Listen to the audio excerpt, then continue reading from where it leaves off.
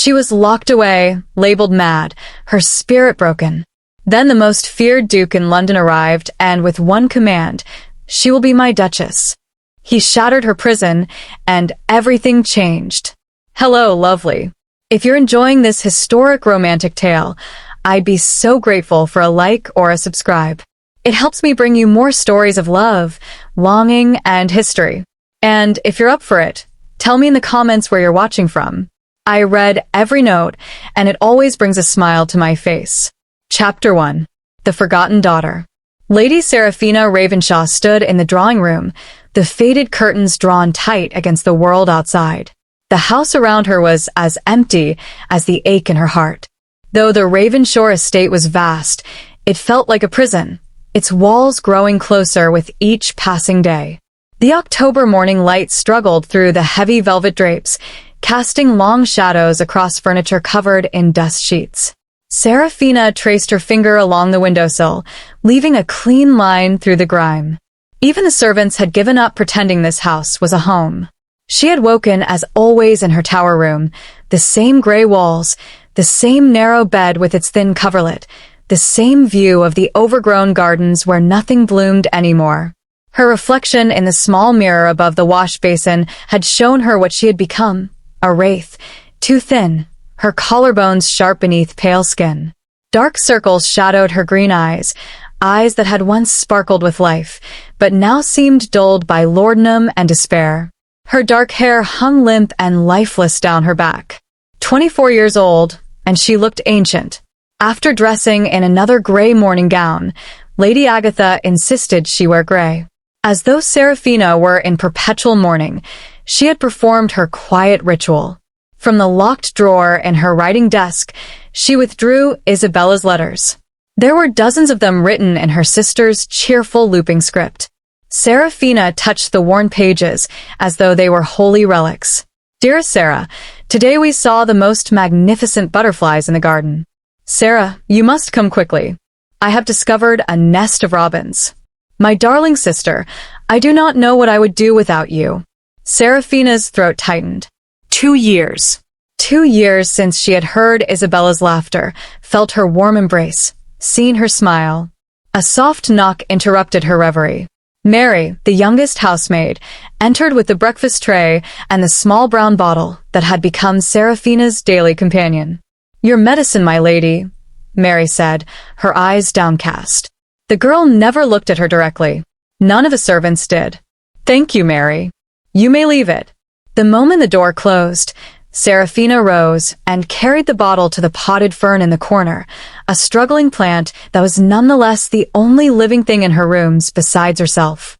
She uncorked the bottle and poured the laudanum into the soil.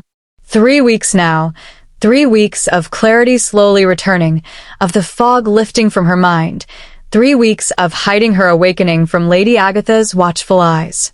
The fern seemed to be thriving on its unusual diet. Seraphina almost smiled at the irony. She returned to her desk, her hands steadier than they had been in months. Her mind felt sharper, thoughts less tangled, but with clarity came questions that gnawed at her like hungry rats. "Perhaps I am mad," she thought, staring at the gray walls. Perhaps seeing prison bars where others see protection is the very definition of madness. But another voice, growing stronger each day, whispered back, "Or perhaps they have convinced me of a lie." The thought was dangerous. Seraphina pressed her hand against her chest, feeling her heartbeat rapidly beneath her palm. The memory came unbidden, as it always did. 2 years ago, Isabella's bedchamber, thick with the smell of sickness and desperate prayers. Seraphina had been 22, and Isabella only 17, so young, so full of life until the fever came. For 3 days, Seraphina had refused to leave her sister's side. She had held Isabella's burning hand, bathed her forehead with cool cloths, begged God for mercy. The doctor had been grave, his face lined with defeat. "There is nothing more to be done. Lady Seraphina, make your peace." "No." Seraphina's scream had torn from her throat like something wild. "Try something else.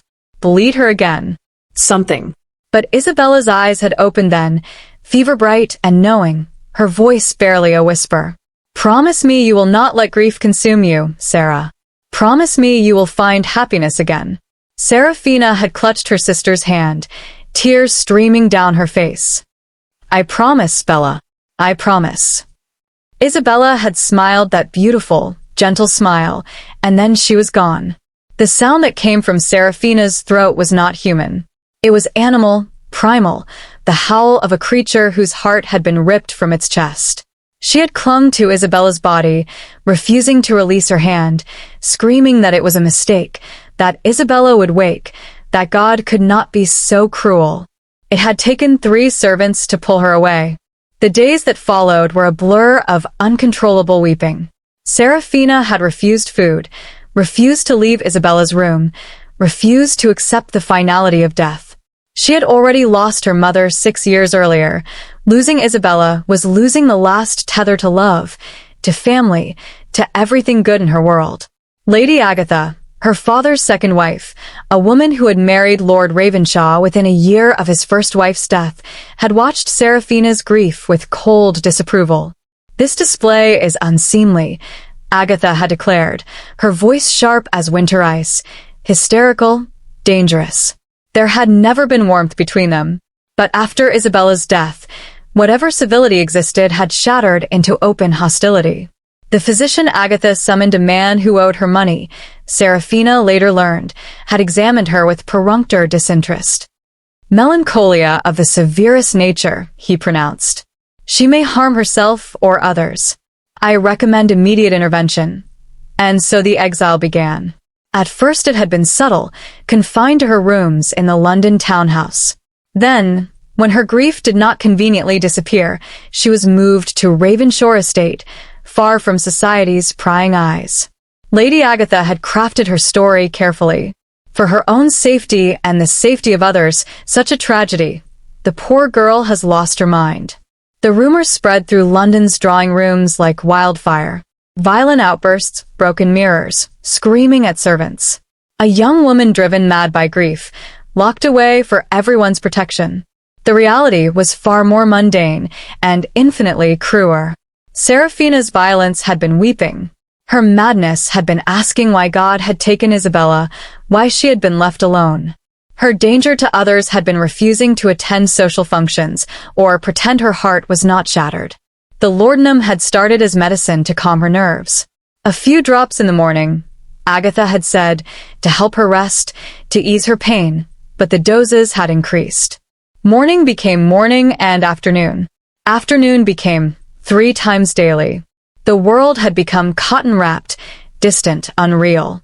2 years passed in a fog of half-living, of forgetting who she had been before grief consumed her.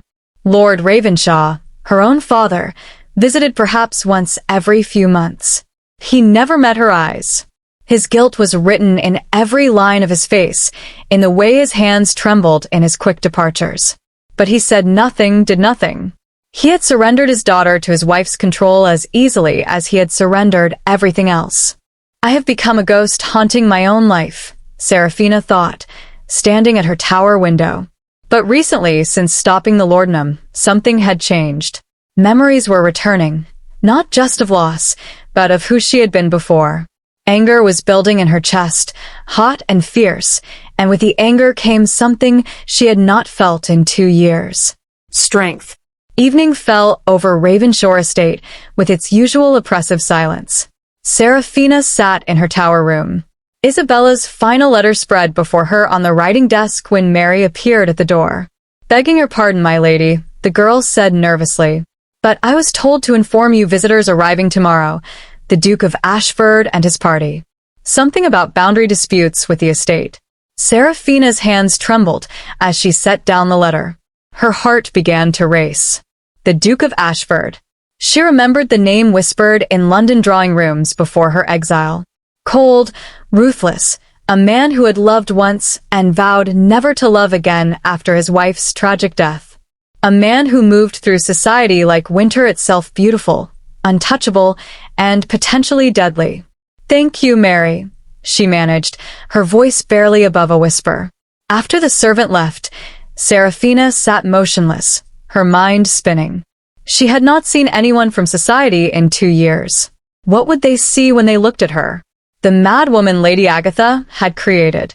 The broken creature who had supposedly lost her mind.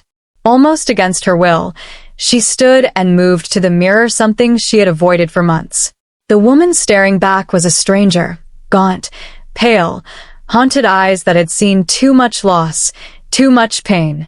But as she looked closer, forcing herself to truly see, she noticed something else. Something beneath the grief and exhaustion. Something that had been sleeping, waiting for permission to wake. A spark, small but undeniable. They will see a mad woman, she whispered to her reflection. They will see what Agatha has told them to see. Her hand rose to touch Isabella's locket at her throat, the one piece of her sister she still possessed. But perhaps her voice grew stronger. Perhaps I am more than their labels. It was a small thought, a dangerous thought, but it was hers, and it was real. For the first time in 2 years, Lady Seraphina Ravenshaw allowed herself to wonder. What if she was not the broken creature they had named her? What if she was simply a woman who had been drowning, waiting for someone to notice? She was still fighting to breathe.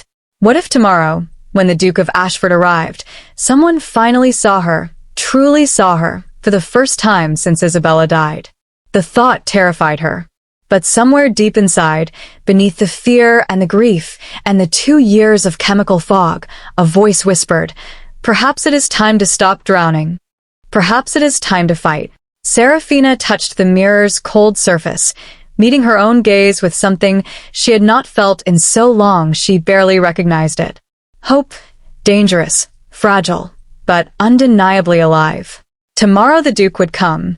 Tomorrow everything might change or nothing would, and she would remain in this tower until she truly did go mad. But tonight, for the first time in 2 years, Lady Seraphina Ravenshaw went to sleep without the Lord's artificial peace, and she dreamed not of death, but of possibility. Chapter 2. The Duke of Ashford. Edward Hawke, Duke of Ashford, had built his reputation on ice and stone. At 32, he was known throughout London as the man who had loved once, buried his heart with his wife, and transformed grief into an impenetrable fortress. He stood now in his study at Ashford House, reviewing documents related to a boundary dispute with the Ravenshaw Estate, and felt nothing. Feeling nothing had become his particular talent, but it had not always been so. For years ago, the birthing chamber, blood, so much blood. Edward had held Catherine's hand as the life drained from her face. Her skin had gone from flushed with labor to pale as moonlight, and no amount of pressure from the doctor's hands could stop the hemorrhaging. "I cannot stop it, Your Grace." The physician's voice had been hollow with defeat. "I am sorry. I cannot stop it." Catherine had turned her head on the pillow, her brown eyes finding his. Even dying, she had tried to comfort him. "Do not let this destroy you, Edward." Her voice had been barely a whisper. "Promise me you will live." He had gripped her hand tighter, feeling her pulse flutter beneath his fingers like a trapped bird. "I promise." But he had lied to her. Even as the words left his mouth, he knew he was dying with her. The child, their son, the heir Edward had prayed for, had lived for only 2 hours. Edward had held the tiny body as it took its last breath, feeling the weight of all his hopes extinguish in that small, failing chest. The double funeral had been a spectacle. All of London society had attended, watching the young Duke, who showed no emotion as 2 coffins were lowered into the earth, one large, one heartbreakingly small. The whispers had started immediately, cold, unfeeling. Perhaps he never loved her at all. No tears, not a single tear. What kind of man? They say he returned to work the very next day, discussing crop rotations while his wife was barely cold. Edward had heard every word. He had felt every judgment, and he had welcomed them because anger was easier than grief, and their contempt was simpler than their pity. The truth was that he felt everything, every loss, every moment, every breath he took that Catherine would never take again. He felt it all with such crushing intensity that if he allowed even one crack in his armor, he would shatter completely. So he had transformed himself, poured all his energy into duty, estate management, parliamentary work. He avoided anything that might make him feel. No art, no music, no social gatherings unless absolutely required for business or political necessity. His sister Margaret had watched this transformation with increasing alarm. "You are not living, Edward," she had told him 6 months ago, cornering him in his study. "You are merely existing. Existence is safer," he had replied, not looking up from his ledgers. Safer than what? Than feeling? Than being human? He had finally met her eyes then, and whatever she saw in his face had made her step back. "Yes," he said simply, "safer than that." Now, for years after Catherine's death, he had perfected the role. The cold Duke, the man who moved through society like winter itself, beautiful, untouchable, potentially deadly. Society feared him, respected him, but no one truly knew him. He preferred it that way. Loneliness was predictable, safe, until this morning, when Margaret had disrupted even that fragile peace. The boundary dispute with Ravenshaw Estate was straightforward enough. Trees had been felled on land, both parties claimed. It required the Duke's personal attention, a matter of property rights and legal precedent that could not be delegated to a steward. Edward's plan had been simple. 2 days at the estate, 3 at most. Resolve the issue with Lord Ravenshaw, return to London, resume his carefully ordered existence. He had been preparing to depart when Margaret arrived at his townhouse already dressed for travel. "I am accompanying you," she announced, sweeping past his butler. Edward looked up from the dispatch he was reading. "This is estate business, Margaret. Tedious legal matters involving surveyor reports and property deeds." "Then I shall bring books," she replied, her tone brooking no argument. "But I am coming. Margaret Edward, you've not left London for anything but parliamentary duties. In 2 years, you barely leave this house. I am not letting you disappear into some remote estate alone." Her voice softened slightly. "Please let me come." Edward had recognized the futility of arguing. Margaret possessed the same stubborn streak that ran through all the Hawkes. Once she decided something, God himself could not dissuade her. "Very well," he conceded. "But do not expect entertainment. The Ravenshaws are unlikely to be charming company." Now, as their carriage rolled through the October countryside, Margaret gazed out the window at the turning leaves while Edward reviewed his documents. He had nearly forgotten she was there when she spoke. "The Ravenshaw family is quite tragic from what I hear." Edward did not look up. Most families are tragic in one way or another. Lord Ravenshaw is weak, apparently completely dominated by his second wife. Lady Agatha, I believe her name, is quite the tyrant according to Lady Petton. "I am not interested in gossip, Margaret." But his sister continued, as though he had not spoken. "They say the eldest daughter went mad after her sister's death. Tragic, really. She was apparently quite promising before." "Well?" Before something tightened in Edward's chest, an unwelcome sensation. He immediately tried to suppress. "What happened to her?" he asked, attempting to sound indifferent. Margaret glanced at him, and Edward had the uncomfortable feeling she had been waiting for that exact question. "No one knows precisely. Locked away somewhere. The stepmother claims she's dangerous. Violent outbursts, they say. Complete loss of reason." Edward stared at the document in his lap, the words blurring. He knew what grief looked like.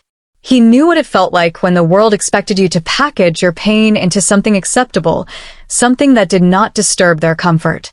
He remembered the weeks after Catherine's death. The way he could barely speak, barely move, the way every breath felt like betrayal that he continued living while she did not. If he had been a woman, would they have locked him away too, called his grief madness, drugged him into compliance? He pushed the thought aside, irritated with himself. This was not his concern. The Ravenshaw family's troubles had nothing to do with him, but the uncomfortable feeling remained, lodged beneath his ribs like a stone. Ravenshaw Estate appeared through the trees as afternoon faded toward evening. It was grand, or had been once. Now it had the air of something slowly decaying. The gardens were overgrown, weeds choking what might have been beautiful flower beds, paint peeled from the window frames, a house that had given up pretending to be happy. Lady Agatha met them in the entrance hall with effusive warmth that immediately set Edward's instincts on edge. "Your Grace, what an honor. And Lady Margaret, how delightful." Her smile was wide, but never reached her eyes. She was handsome in a severe way, her dark hair severely dressed, her posture rigid with control. Edward's immediate assessment. This woman was performing. Lord Ravenshaw appeared behind his wife, a man who looked older than his years, distracted, defeated. A man who had surrendered to someone else's will so completely that he had forgotten he once possessed one of his own. They were shown to the parlor for tea, a formal, uncomfortable affair. Lady Agatha dominated the conversation, discussing the boundary dispute with an eagerness that seemed excessive for such a dry topic. Lord Ravenshaw said little, his gaze frequently drifting to the window. Edward found his own attention wandering. His eyes kept drifting to the doorway, though he could not have said what he was expecting. Then he saw her. A flicker of movement in the corridor outside. A woman passing pale, ethereal, moving as though she were trying not to exist. Edward's breath caught.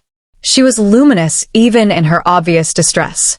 Dark hair pulled back severely from a face of almost painful beauty. She wore gray, a shade that washed out her already pale skin, but nothing could diminish the delicate architecture of her features. High cheekbones, full lips and eyes. Those eyes, the most extraordinary green, like light through new leaves. For one suspended moment, those eyes met his.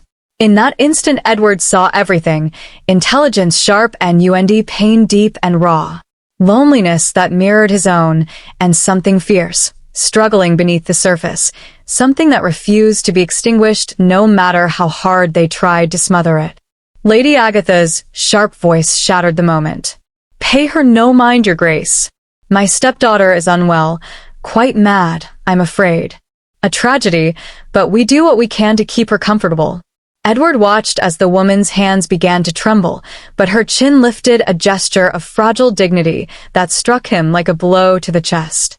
She disappeared down the corridor like a ghost, and Edward realized he had been holding his breath. "Mad," Lady Agatha repeated, her voice carrying an edge of warning. She was never quite right, even before her sister's death. But after, well, it is a mercy we can keep her here, away from society's cruel judgments. Edward forced himself to nod, to sip his tea, to discuss boundary markers and property surveys, but his mind was elsewhere. He had seen madness. He had stood at its edge himself in the black weeks after Catherine's death, when he could not remember how to sleep, how to eat, how to continue existing in a world that had taken everything from him. What he saw in those green eyes was not madness. It was a soul drowning, still fighting to reach the surface. That night, sleep eluded Edward entirely. He stood at his guest room window, looking out over the estate. Moonlight silvered the neglected gardens, turned the overgrown hedges into strange shadowed shapes. The house itself seemed to hold its breath, as though even the stones knew this was not a happy place. Then a light appeared in a distant tower room. A single candle flame, small and defiant against the darkness. A silhouette moved past the window. Her, the woman with the green eyes. Seraphina Lady Agatha had used the name once during their stilted conversation.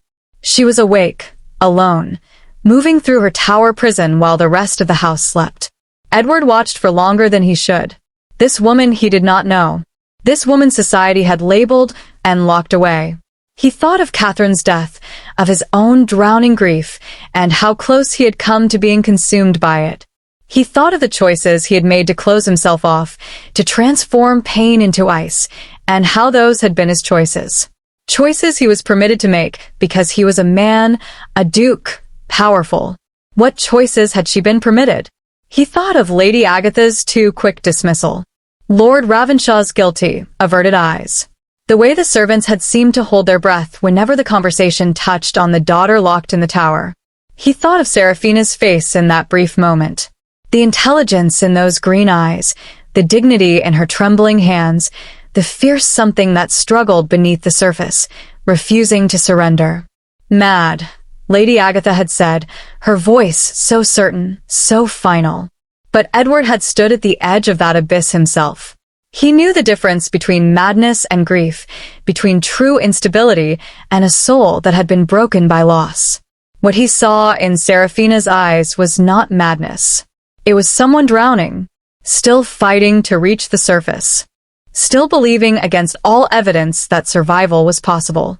He turned from the window angry at himself for caring, for noticing, for feeling anything at all. He had worked so hard to build his walls to make himself impervious to emotion.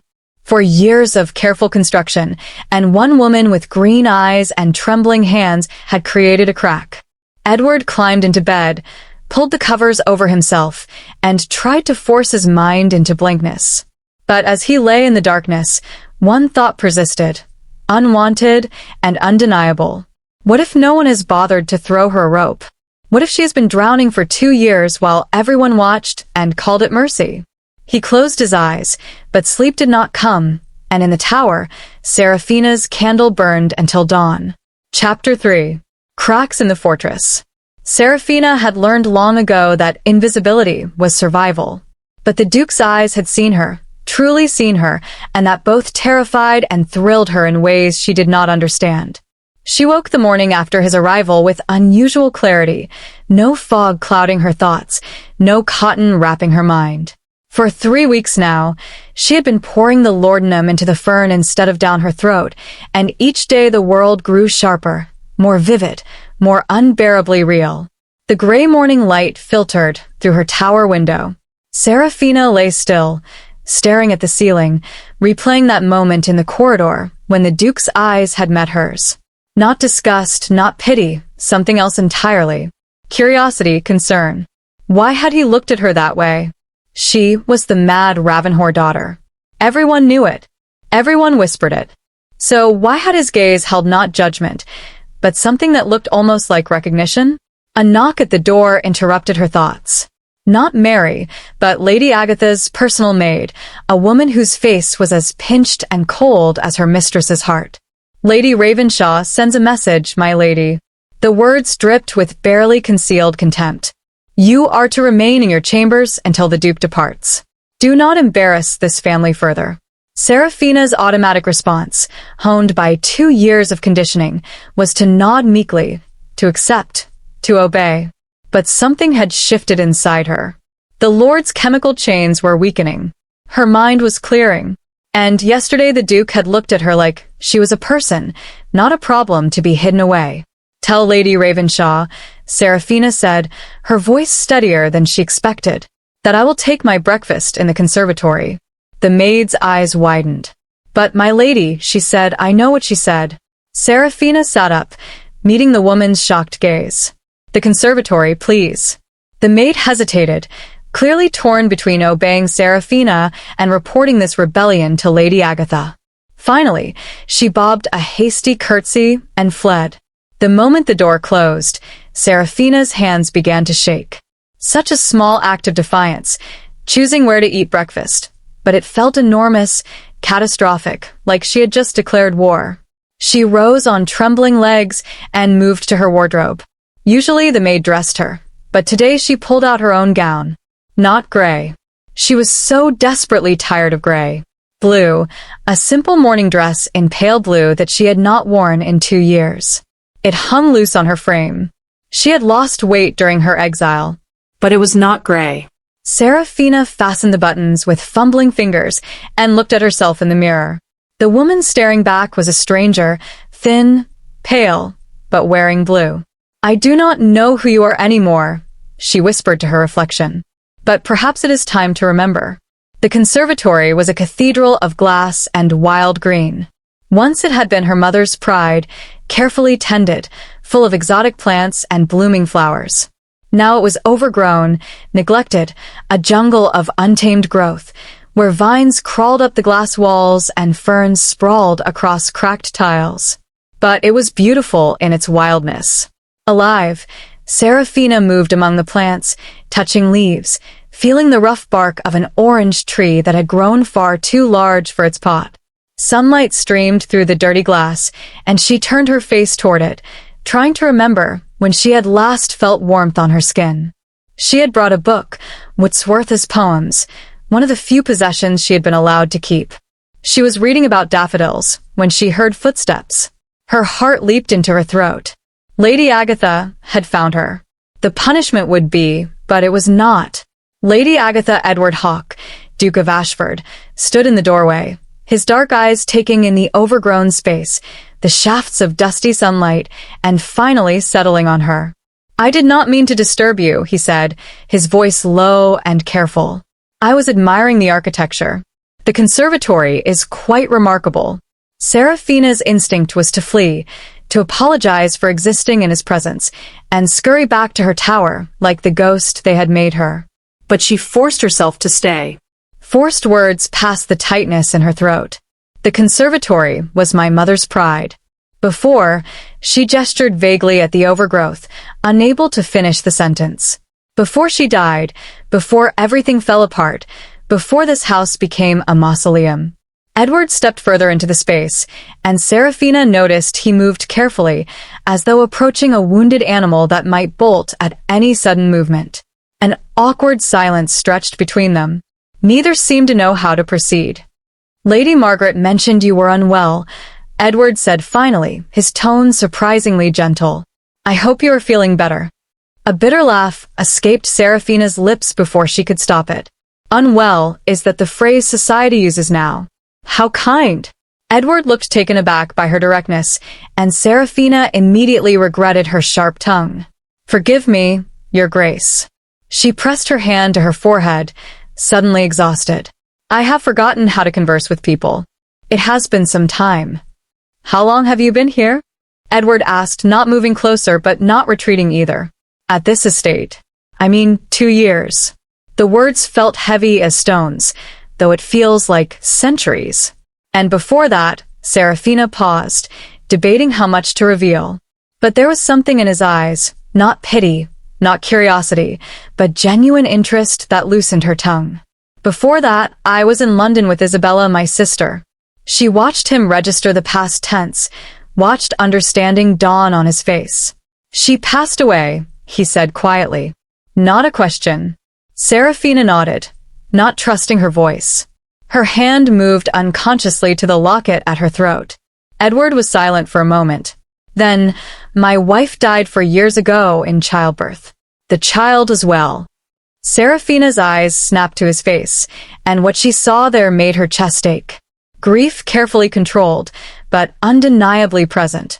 The same grief she carried, just buried deeper. "I am so sorry," she whispered, and the words felt inadequate but genuine.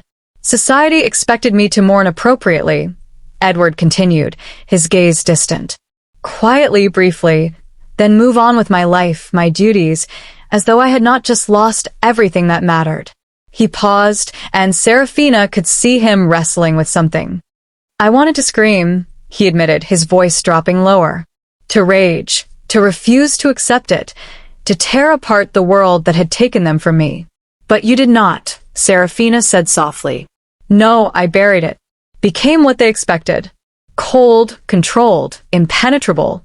His eyes refocused on her. "And you?" "I screamed," Seraphina said simply.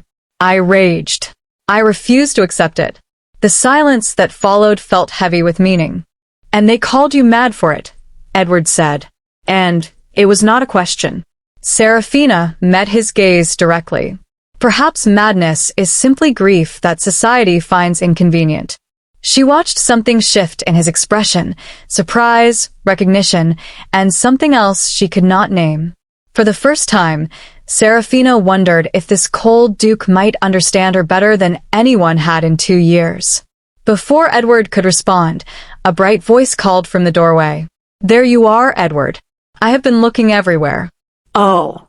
Lady Margaret Hawke entered the conservatory, her face lighting up when she saw Seraphina. Where her brother was dark and reserved, Margaret was warm and open with kind eyes and an easy smile. "Lady Seraphina, what a lovely surprise. This conservatory is absolutely enchanting. Is it not, Edward?" "Indeed," Edward said, and Seraphina could have sworn she heard amusement in his tone. Margaret swept forward immediately, embracing the moment with the ease of someone accustomed to social situations. You must tell me about these plants. I am hopeless with growing things, but I do so admire those who possess the talent. Seraphina found herself cautiously warming under Margaret's genuine enthusiasm. The conservatory was my mother's project. She imported many of these specimens from her travels. This is a lemon tree from Italy. And here she touched a vine with small purple flowers, passion flower from the Americas. How fascinating. And are you a reader? I noticed you have Wordsworth. He is one of my favorites. Seraphina felt something unfamiliar stirring in her chest. When was the last time someone had asked her about books, about her thoughts, her interests, anything beyond whether she had taken her medicine? I have always loved poetry, she admitted. Wordsworth, Cridge, Blake. Oh, Blake, the marriage of heaven and hell is extraordinary, though terribly scandalous. Margaret's eyes sparkled. Have you read Songs of Innocence and Experience? For 10 minutes, it was simply 3 people talking about poetry. Margaret's enthusiasm was infectious, and even Edward contributed occasional observations that showed his own deep reading. Seraphina felt herself relaxing, the careful tension in her shoulders easing. She forgot to be afraid. Edward seemed to forget to be closed off. It was the first normal conversation Seraphina had experienced in 2 years, and it felt like water after years in the desert. Then Lady Agatha's sharp voice shattered the moment. Seraphina. All 3 of them turned. Lady Agatha stood in the doorway, her face rigid with barely concealed fury. Your rooms. Immediately. Seraphina's automatic response was a flinch. 2 years of conditioning asserting itself. But she saw Edward stiffen beside her. Saw Margaret's expression harden. Lady Ravenshaw, Edward said, standing to his full height. We were merely discussing literature. Quite enlightening, actually. Agatha's smile was cold as winter. Your Grace is too kind, but my stepdaughter requires her rest.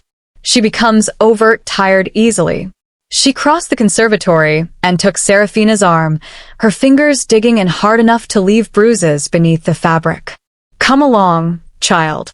Seraphina wanted to protest, wanted to pull away, to insist she was not a child, that she had been having the first genuine conversation in 2 years, and did not want it to end.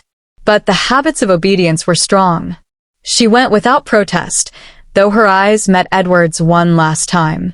In that look, shame at being dragged away like an errant child, fear of what punishment awaited her, but also a silent plea. See me, remember that I am real. The moment Seraphina was gone, Lady Agatha returned, her performance beginning immediately.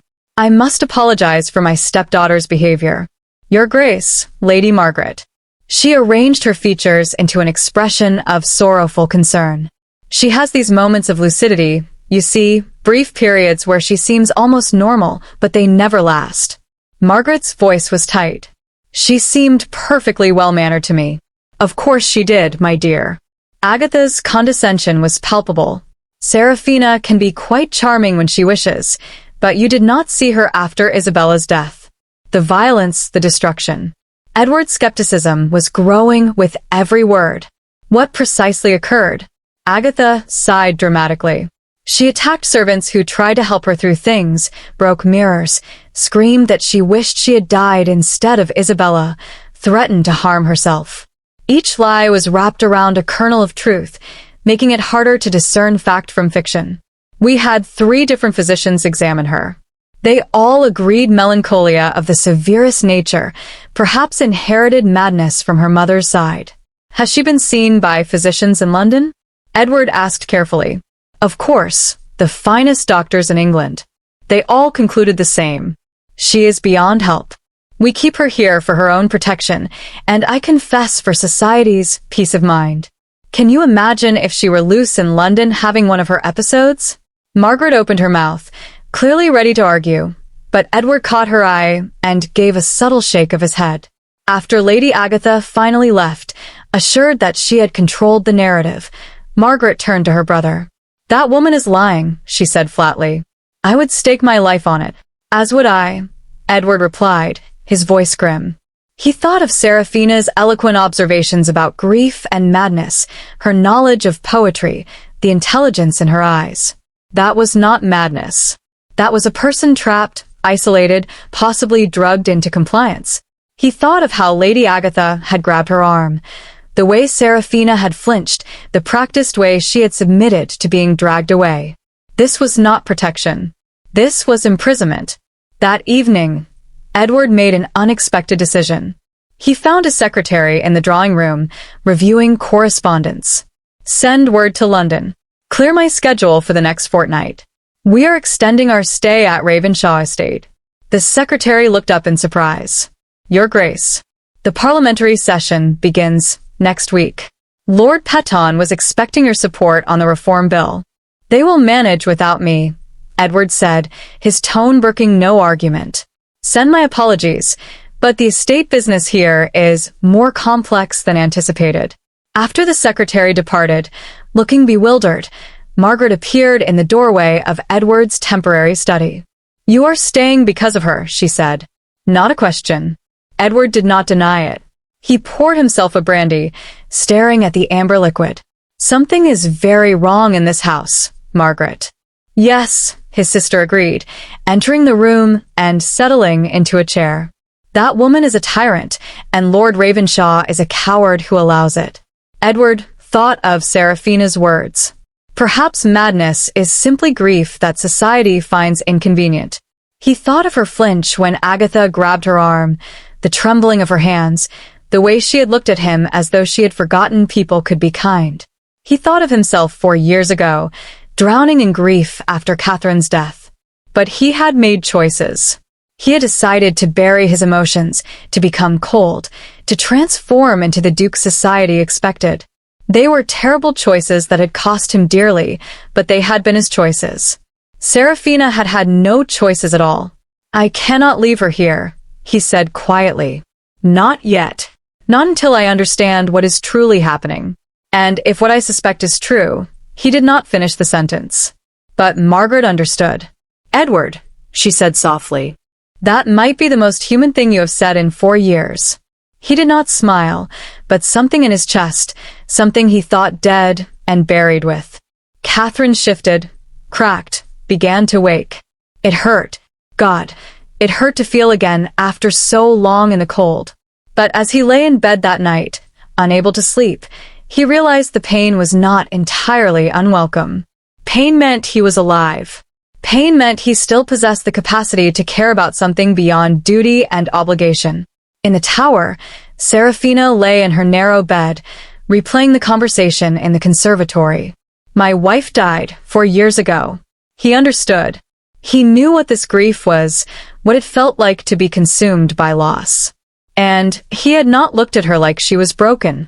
He had looked at her like she was real, like her words mattered, like she mattered. It was such a small thing.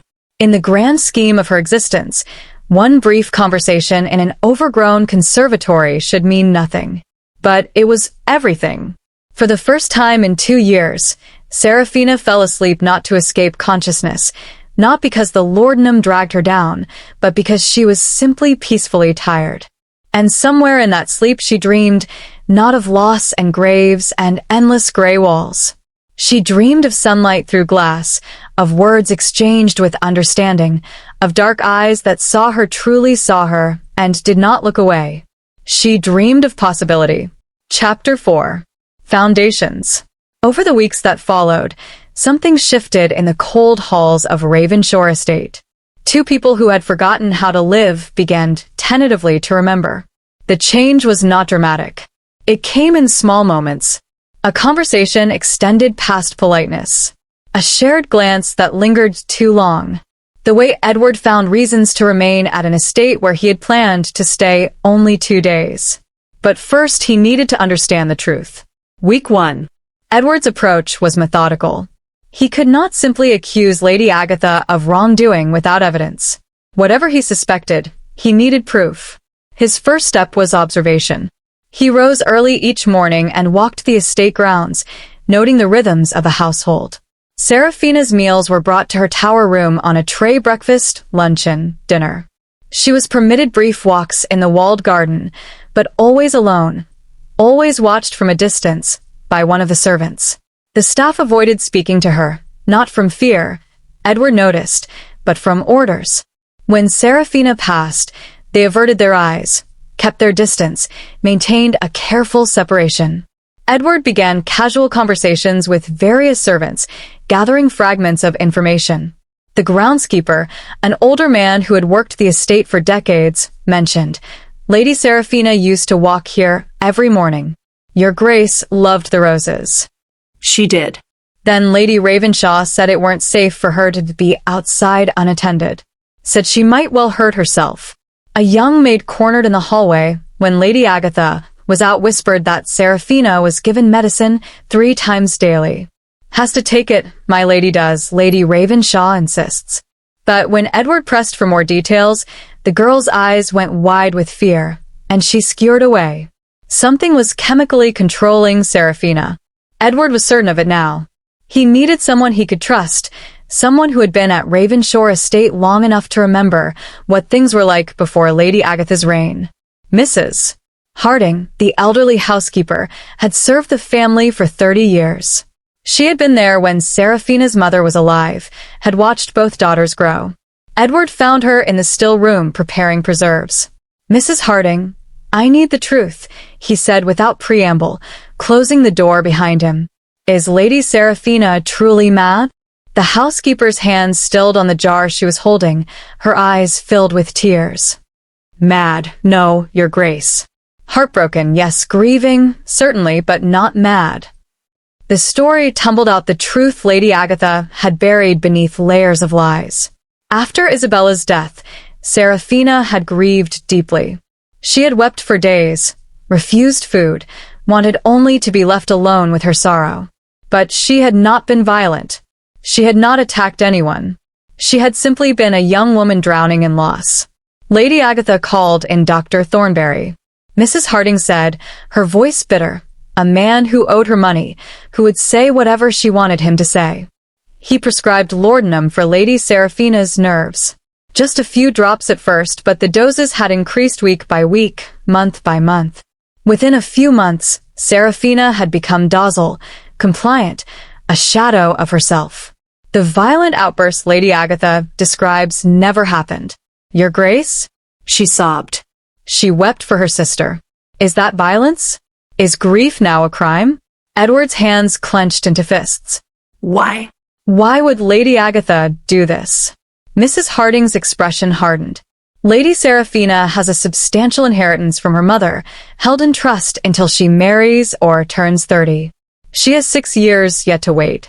The housekeeper met his eyes. If Lady Seraphina is declared incompetent, Lady Agatha, as her guardian, controls that inheritance. Cold fury settled in Edward's chest. She is drugging and imprisoning Lady Seraphina for money. I have tried to help her in small ways, Your Grace, but I have no power here. I am only a servant. You have power now, Edward said firmly. I need you to ensure Lady Seraphina receives no more laudanum. Can you manage that? Mrs. Harding's eyes widened. Your Grace, if Lady Agatha discovers, I will handle Lady Agatha. But Seraphina needs to be clear-headed. Tell Lady Agatha it is being administered, but substitute it with harmless tea. Can you do this? Hope dawned in the elderly woman's face. Yes, Your Grace. Gladly. Week 2. Edward needed reasons to remain at Ravenshaw, reasons Lady Agatha could not easily dismiss. The boundary dispute became suddenly conveniently complex. Edward brought in surveyors to measure and re-measure the land. His solicitor arrived from London with stacks of property documents requiring review. Every question spawned 2 more questions, each requiring careful consideration. Lady Agatha could not object without appearing obstructive, without suggesting she wanted the Duke to leave. That would be terribly rude. Edward and Margaret began creating opportunities to encounter Seraphina. Morning walks in the garden with Margaret serving as chaperone. Afternoon tea in the conservatory, where the light was best. Access to the library. Margaret insisted that Seraphina join them as she needed a woman's perspective on a novel they were discussing. Lady Agatha could not forbid it without insulting a duke. And slowly, as the laudanum left her system completely, Seraphina began to transform. Her mind sharpened first. Her responses in conversation became quicker, more confident. The fog that had dulled her eyes cleared, revealing the intelligence Edward had glimpsed that first day. "I feel as though I am waking from a very long sleep," Seraphina confessed one afternoon in the library. "The world seems louder, brighter. Sometimes it is overwhelming." "That will ease," Edward assured her. "Your senses are simply readjusting." Margaret, ever perceptive, added, "And you have us to help you navigate the overwhelm." Week 3. Color returned to Seraphina's cheeks. She began to speak more freely, her natural wit emerging like spring flowers after winter. She made an observation about the absurdity of Gothic novels that made Margaret laugh, and Edward found himself smiling, actually smiling at her cleverness. Their conversations deepened. They spoke of loss. Seraphina described Isabella's kindness, the way her sister had loved birds, and could identify them all by their songs. Edward shared memories of Catherine, the guilt he had carried for surviving when she did not. "I convinced myself that isolation was safety," Edward admitted one gray afternoon as they walked the garden paths. "That if I never allowed anyone close again, I could never be hurt again." Seraphina paused by a dormant rose bush, her fingers tracing the bare thorns. "And I convinced myself I deserved isolation, that my grief was a madness that needed to be hidden away." "Neither of us was right," Edward said quietly. "No," Seraphina agreed. "But perhaps we are learning better now." And tentatively, carefully, they both began to believe and hope again. Week 4. The growing attraction between them became impossible to ignore. Edward found himself seeking Seraphina's company, not from duty or pity, but from genuine desire. He noticed everything about her. The way she tucked her hair behind her ear when concentrating, the small pause she took before answering difficult questions, the rare, brilliant smile that transformed her entire face. Seraphina became hyper-aware of him. His height, the breadth of his shoulders, the way his stern expression softened when he looked at her, the gentleness in his voice when he spoke to her, so different from the cold tones he used with Lady Agatha. One afternoon in the library, they both reached for the same book, a volume of Byron's poetry, their hands brushed and both pulled back as though burned. "Forgive me," Edward said, his voice rougher than usual. "No," Seraphina's cheeks flushed pink. "You take it." "Perhaps we might read it together," Edward suggested, and the air between them felt charged with something neither dared name. Margaret observed all of this with knowing satisfaction. One evening she cornered her brother in his temporary study. "You are falling in love with her," she said without preamble. "I am merely ensuring her well-being," Edward replied, not looking up from his papers. "Edward, I have not seen you smile in 4 years. You smiled 3 times today, all while looking at her." Edward set down his pen. "Margaret, it is good." His sister interrupted gently. "Catherine would want you to be happy. And Seraphina, she is emerging from her own darkness. You are helping each other heal." Edward said nothing, but he did not deny it. Week 5. Lady Agatha had grown increasingly suspicious of Edward's extended stay. One morning she attempted to reinstate Seraphina's laudanum regimen, sending her personal maid to the tower with explicit instructions. Mrs. Harding intercepted the dose and immediately warned Edward. He found Lady Agatha in the morning room, her expression one of false concern. "Lady Ravenshaw," he said pleasantly, "I do hope Lady Seraphina is being well cared for." "I should hate to hear otherwise." His tone was mild, but his eyes were ice. "I have become quite invested in her well-being." The implication was clear. He was watching. One wrong move, and there would be consequences.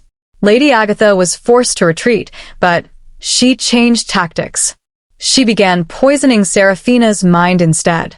"The Duke is merely amusing himself." "Child," she said during one of her visits to the tower, "men like him do not marry damaged goods. He feels sorry for you. That is all. When he leaves, and he will leave, you will return to your rooms. Do not delude yourself with foolish hopes." The words found their mark. Seraphina, still fragile in her recovery, still learning to trust her own perceptions again, began to doubt. She withdrew slightly from Edward, her responses becoming more guarded, her smiles less frequent. Edward noticed immediately. "Seraphina," he said one afternoon when she had been particularly quiet. "Have I done something to offend you?" She was silent for a long moment, staring at her hands clasped in her lap. "Why are you here truly? Why do you spend time with me?" Edward understood at once what Lady Agatha had done. He moved closer, careful not to crowd her, but needing her to see his face, to read the truth there. "Because your company brings me peace," he said quietly. "Because you understand parts of me I thought no one could reach. Because when I am with you, I remember what it feels like to be alive." Seraphina's eyes filled with tears. "But I am broken. Society says society is wrong." Edward's voice was fierce now. "You are not broken, Seraphina. You are grieving, and you have been punished for feeling too deeply. But grief is not madness. Pain is not weakness. And you," he reached out, stopping just short of touching her face. "You are one of the strongest people I have ever known." The moment stretched between them, heavy with longing. Edward cupped her face gently, his thumb brushing away a tear. He leaned closer, his breath mingling with hers. The space between them charged with electricity. Footsteps sounded in the corridor outside, Margaret's voice, calling for them. They separated quickly, both breathing hard, both shaken. But something had been acknowledged between them, something that could not be taken back. Week 6. December arrived with the first snow, transforming Ravenshaw Estate into a landscape of white silence. Edward stood in Lord Ravenshaw's study, having requested a private audience. The man looked smaller somehow, diminished by guilt and years of weak compliance. "My lord," Edward began, his voice cold and formal. "I have become aware of certain irregularities in Lady Seraphina's care." Lord Ravenshaw went pale. "Your Grace, I do not wish to hear excuses." Edward cut him off. "I wish to hear the truth. Is Lady Seraphina truly mad, or has she been drugged and isolated for other reasons?" A long silence filled the study. Then Lord Ravenshaw's defenses crumbled entirely. "She is not mad," he whispered, his voice breaking. "She never was. After Isabella died, she grieved terribly, but she was not dangerous. My wife convinced me that Seraphina was a threat to herself, that the inheritance, that it was for the best to keep her controlled, safe." Tears ran down his face. "I am a coward, Your Grace. I know it. I have allowed my wife to imprison my own daughter. I have failed her in every way a father can fail." Edward's disgust was evident, but he kept his voice controlled. "Then you will assist me in correcting this injustice." "Anything," Lord Ravenshaw said desperately. "Tell me what you need." Edward leaned forward, his dark eyes boring into the older man. "I intend to ask for Lady Seraphina's hand in marriage. You will consent, and you will ensure Lady Ravenshaw does not interfere." Lord Ravenshaw's mouth fell open. "Your Grace, you would marry her, even knowing what society believes." "Society is wrong," Edward said coldly, "and I will prove it. But first I must know, will you support this?" Lord Ravenshaw, tears still streaming down his face, nodded. "Yes, God help me. Yes, it is the least I can do. The very least." That night, Edward sat at the desk in his guest room and wrote 2 letters by candlelight. The first was to his solicitor in London, a request for complete investigation into the Ravenshaw family finances and Seraphina's legal status regarding her inheritance. He needed documentation, proof that could stand up in court if necessary. The second was to the Archbishop of Canterbury, a request for a special license for marriage. He did not yet know if Seraphina would accept him. He did not know if she felt even a fraction of what he felt for her. But he knew with absolute certainty that he must ask. In 6 weeks, she had awakened something in him he thought dead forever. Not a replacement for what he had lost with Catherine, but something new. Something equally precious. The ability to hope, to care, to love.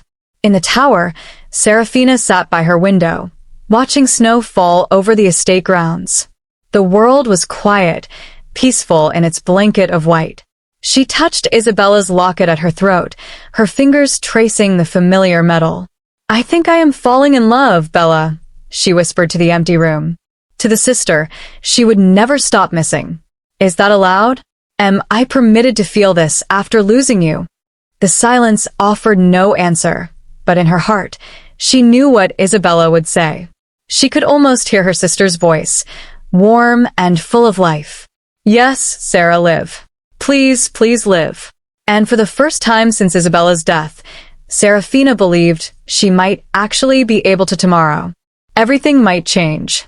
Edward would eventually leave, return to London, resume his life as the cold Duke. Or perhaps, and this thought made her heart race, with terrifying hope, perhaps he might stay. Perhaps he might ask her to come with him. Perhaps this was not an ending, but a beginning. Seraphina pressed her hand against the cold window glass and let herself believe in possibility. Outside, snow continued to fall, covering the dead gardens, the neglected paths, the gray walls of her prison, covering everything in white, clean, new, a chance to begin again. Chapter 5. The Duke's Demand. Edward Hawke had faced battlefields in his youth, Parliament in his prime, and the death of everyone he loved. Yet nothing had required more courage than what he was about to do. Ask a woman who had been taught she was worthless to believe she deserved to be loved. The morning of January's first day dawned cold and clear. Edward stood in his chambers, dressed with unusual care. His valet had laid out his finest morning coat, dark blue superfine that emphasized the breadth of his shoulders. His cravat was tied in the intricate style favored by London's elite. Everything perfect, everything controlled. But his hands shook as he fastened his cufflinks. "Why am I doing this?" he asked himself, staring at his reflection in the mirror. Was he doing this to save her? No. Seraphina was saving herself. He had merely removed some of the obstacles in her path. Was he doing this from pity? No. What he felt for Seraphina had nothing to do with pity, and everything to do with the way his heart lifted when she laughed. The way her intelligence challenged him, the way her presence made the world feel less cold. Was he ready to love again after Catherine? The fear was there, the terror of losing someone again, of enduring that devastating pain. But yes, God help him. Yes, he was ready. A knock at the door. Margaret entered without waiting for permission, as was her habit. "Are you prepared?" she asked, studying his face. "I am terrified," Edward admitted. A confession he would have made to no one else. "What if she refuses?" "Then you will respect her decision," Margaret said firmly. "But Edward, she loves you. I have watched her bloom in your presence these past months. I have seen the way she looks at you when she thinks no one is watching. She has been taught she is unworthy," Edward said, his voice rough. 2 years of being told she is mad, broken, damaged. I do not know if 3 months can undo that poison. Margaret crossed the room and touched his arm gently. "Then you will spend the rest of your life showing her the truth." Edward's vulnerability showed in his eyes. "What if I fail her? What if I cannot protect her from society's judgment?" "You will not fail her," Margaret said with absolute certainty. "And Edward, she is stronger than you think, stronger than she knows. You have both survived the unsurvivable. Together you will thrive." Edward nodded, drawing strength from his sister's confidence. He reached into his pocket and pulled out a small velvet box. Inside was a ring his grandmother's, a simple gold band set with a perfect emerald that matched Seraphina's eyes. He had rehearsed what he would say, practiced the words until they sounded right. Then he discarded it all. This could not be a rehearsed speech. It had to be truth, raw and unpolished. "Wish me luck," he said to Margaret. She smiled. "You do not need luck. You need only to be honest." The drawing room felt suffocatingly formal as Edward entered. Lord Ravenshaw sat near the window, looking more defeated than usual. Lady Agatha occupied the sofa, her posture rigid with false pleasantness. "Your Grace," she said, her smile not reaching her eyes. "I trust we can finally resolve this boundary matter amicably." Surely 3 months has been sufficient time. I am not here to discuss boundaries, Lady Ravenshaw. Edward cut through her pleasantries, his voice cold and formal. I am here to discuss your stepdaughter. Agatha's face hardened instantly. Seraphina is not.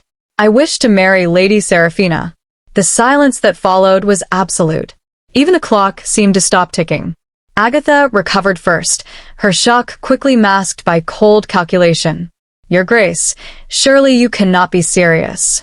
Seraphina is unwell. She is unfit to be a duchess. The scandal alone. I have spent 3 months in Lady Seraphina's company, Edward said, his voice like ice. I have found her to be intelligent, articulate, and perfectly sane.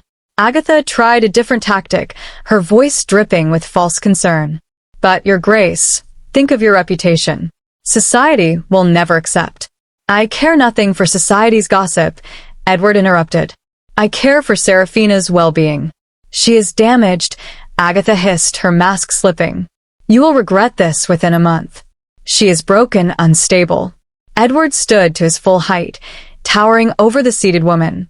What I have found questionable, Lady Ravenshaw, is not Seraphina's mind, but her treatment in this household.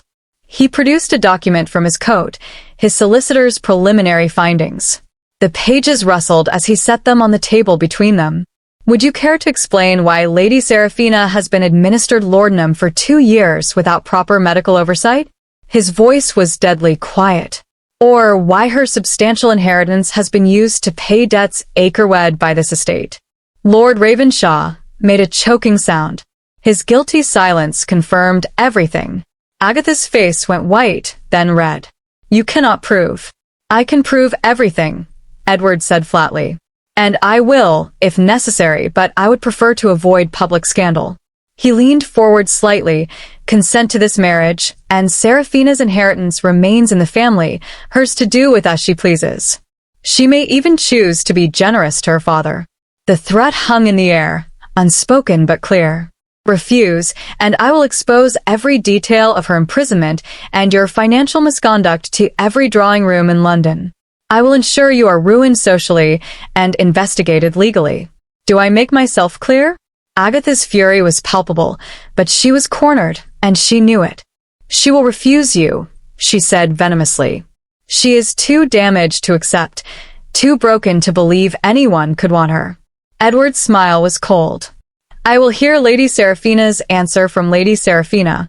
Bring her here now. Seraphina entered the drawing room minutes later, confusion and fear written across her face. She wore a simple gray dress, Agatha's choice, always gray, and her hands trembled slightly. She saw Edward standing by the fireplace, saw Agatha's barely contained rage, saw her father's shame. What is happening? She asked, her voice barely above a whisper. Edward approached her slowly, his expression softening. Lady Seraphina, I have something to ask you. But first, I need you to understand several things. He took her hand. Agatha made a sound of protest, but Edward ignored her completely. You are not mad, he said clearly, holding Seraphina's gaze.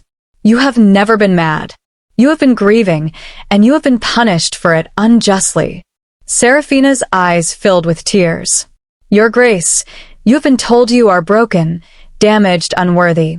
Edward continued, his voice gentle, but firm. These are lies. All of them. You are one of the strongest people I have ever known. You have survived 2 years of cruelty and isolation, and you have not lost yourself. You are still here, still fighting. Still beautiful in every way that matters. Seraphina could barely breathe. Why are you saying this? Because I need you to believe it, Edward said. When I ask you to marry me, Seraphina gasped, the room spinning around her. Edward spoke quickly, needing her to understand. I do not offer you pity or charity, Seraphina. I do not offer you rescue, though I will gladly free you from this place. I offer you freedom, partnership, the chance to discover who you might become without these chains. I offer you my name, my protection, and my heart, because in the past 3 months you have reminded me how to use it. I ask you to be my duchess, not to save you, but because when I am with you, I am whole in a way I have not been since Catherine died. Seraphina's thoughts swirled in chaos. This cannot be real. This is a dream or a trick, or this is too good. It will be taken away. It always is. But what if it is real? What if I am allowed this? What if, child, you cannot possibly believe? Agatha began. I am 24, Lady Ravenshaw, Seraphina said, finding her voice with surprising strength. I am not a child. She turned back to Edward, searching his face for any sign of deception, any hint that this was some elaborate cruelty. Why? She asked.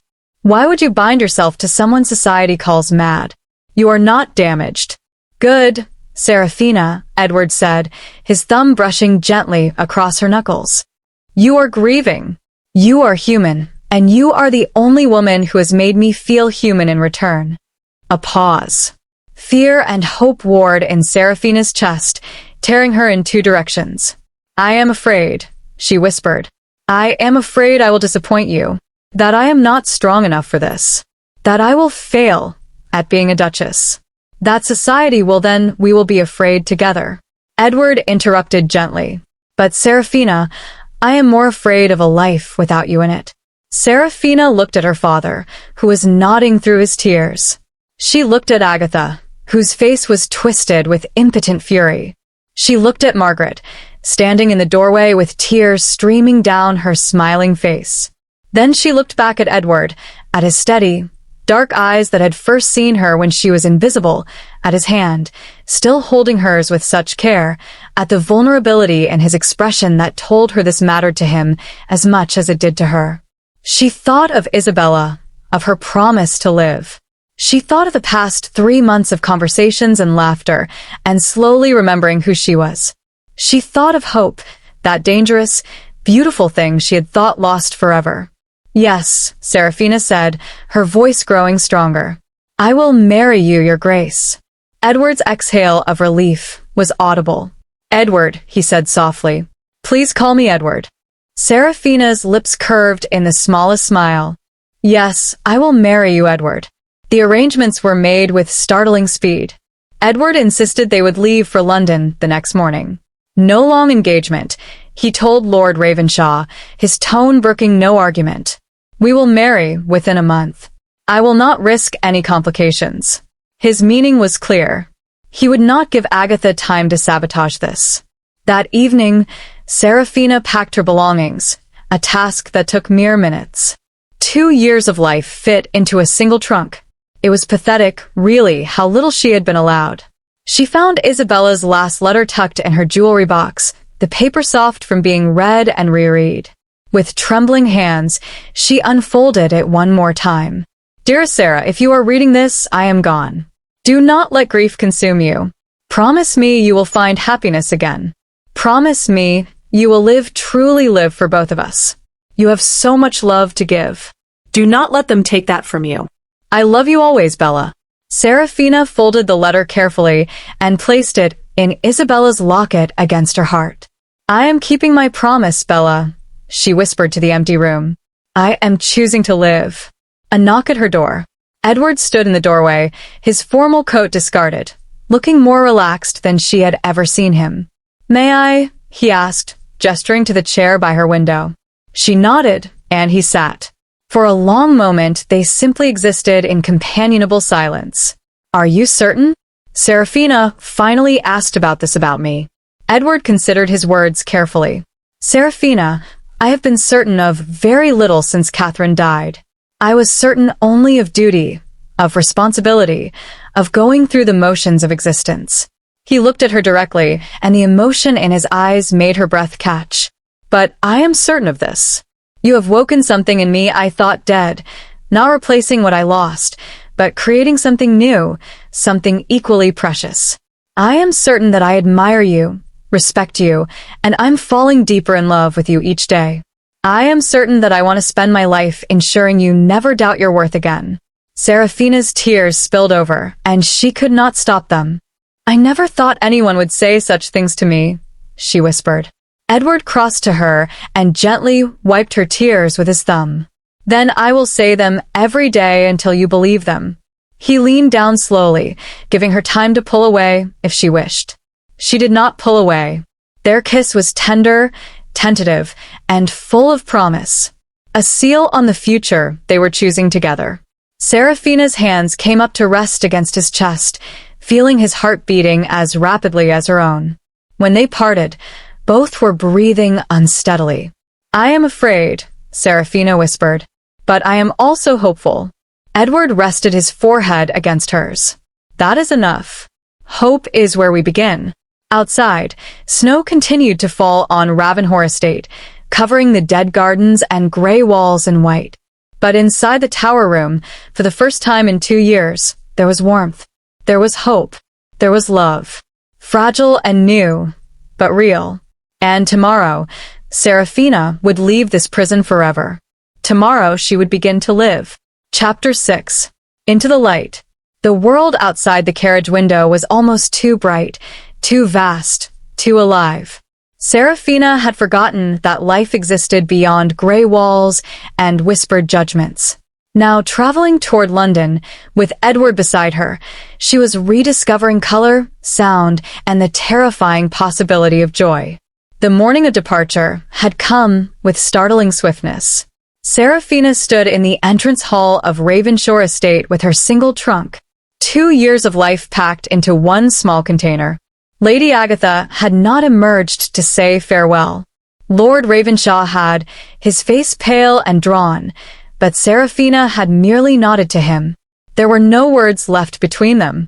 As the carriage pulled away, Edward had expected her to look back at the only home she had known for 2 years. She did not. Seraphina kept her eyes fixed forward on the road ahead, on the future unfolding before her. The journey to London would take 2 days. Edward, Seraphina, and Margaret traveled together in Edward's well-appointed carriage, with servants and luggage following in a second vehicle. At first, the sensory assault was overwhelming. The speed of the carriage made Seraphina dizzy. She had not moved this quickly in years. The brightness of the snow-covered landscape hurt her eyes, accustomed to the dim light of her tower room. Every sound seemed amplified. The thundering of horses' hooves, the creak of wheels, the shouts of other travelers on the road, the distant peal of church bells. Edward noticed her distress immediately. Her hands were clenched in her lap, her breathing shallow. "Would you prefer to rest?" he asked gently. "We can stop at the next inn." "No," Seraphina forced herself to breathe slowly. "I have rested for 2 years. I want to feel everything, even if it hurts." Margaret reached across and squeezed her hand. "It will become easier. Your senses simply need time to adjust." As the hours passed, Seraphina found her sister-in-law to be was right. The overwhelming sensations began to settle into manageable impressions. They passed through a small village, and Seraphina pressed her face to the window, watching children playing in the snow, their laughter carrying on the crisp air. Merchants called their wares from shop fronts. Women carried baskets, stopping to chat with neighbors. Life everywhere, ordinary and beautiful. "I had forgotten the world was this full," she murmured. Edward and Margaret exchanged a glance, both struck by the simple tragedy of that statement. They stopped for the night at a respectable inn. The prospect of dining in public, Seraphina's first meal outside her rooms in 2 years, filled her with dread. The dining room was crowded and noisy, full of travelers seeking warmth and sustenance. As they entered, Seraphina felt every eye turned toward them. Her anxiety spiked, her breath coming short. "They are all looking at me," she whispered to Edward. "They know they see a beautiful woman dining with her betrothed." Edward interrupted quietly, his hand steady on her elbow. "Nothing more," Margaret added firmly. "And if they stare, let them. You owe them nothing." No explanation, no apology. They were seated at a private table near the fire. The innkeeper, recognizing a duke when he saw one, was obsequious in his attention. The meal arrived. Roasted chicken with herbs, fresh bread still warm from the oven, vegetables and butter, and for dessert, apple tart with cream. Seraphina took her first bite of chicken and froze. The flavor exploded across her tongue, savory, rich, complex.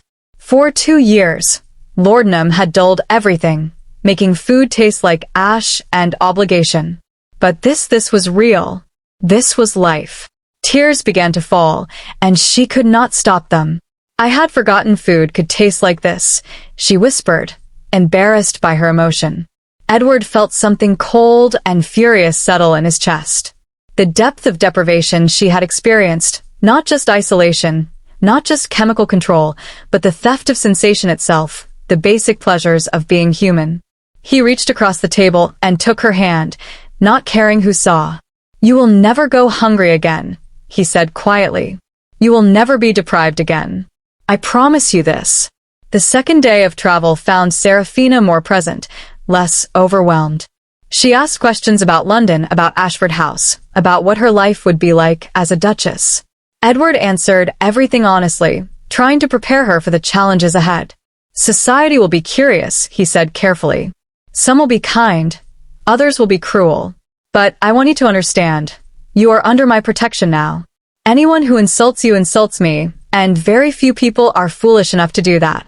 At one point, Margaret told a story about a pompous lord who had once tried to intimidate Edward at a parliamentary session, only to be so thoroughly demolished by Edward's counterarguments that he had not spoken in the House of Lords for a month.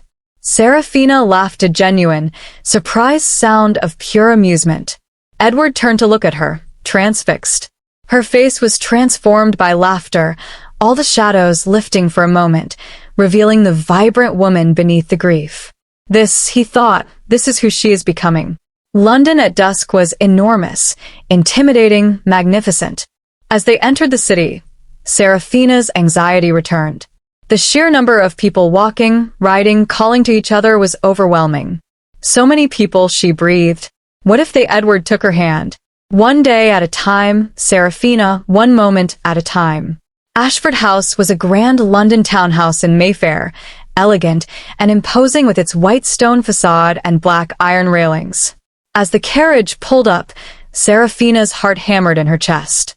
The household staff were lined up in the entrance hall to meet her a formal reception, but their faces were kind. Edward had clearly briefed them carefully. Mrs. Hartley, the housekeeper, was a woman in her 50s with warm eyes and a maternal air. She stepped forward and curtsied. "Welcome home, my lady," she said.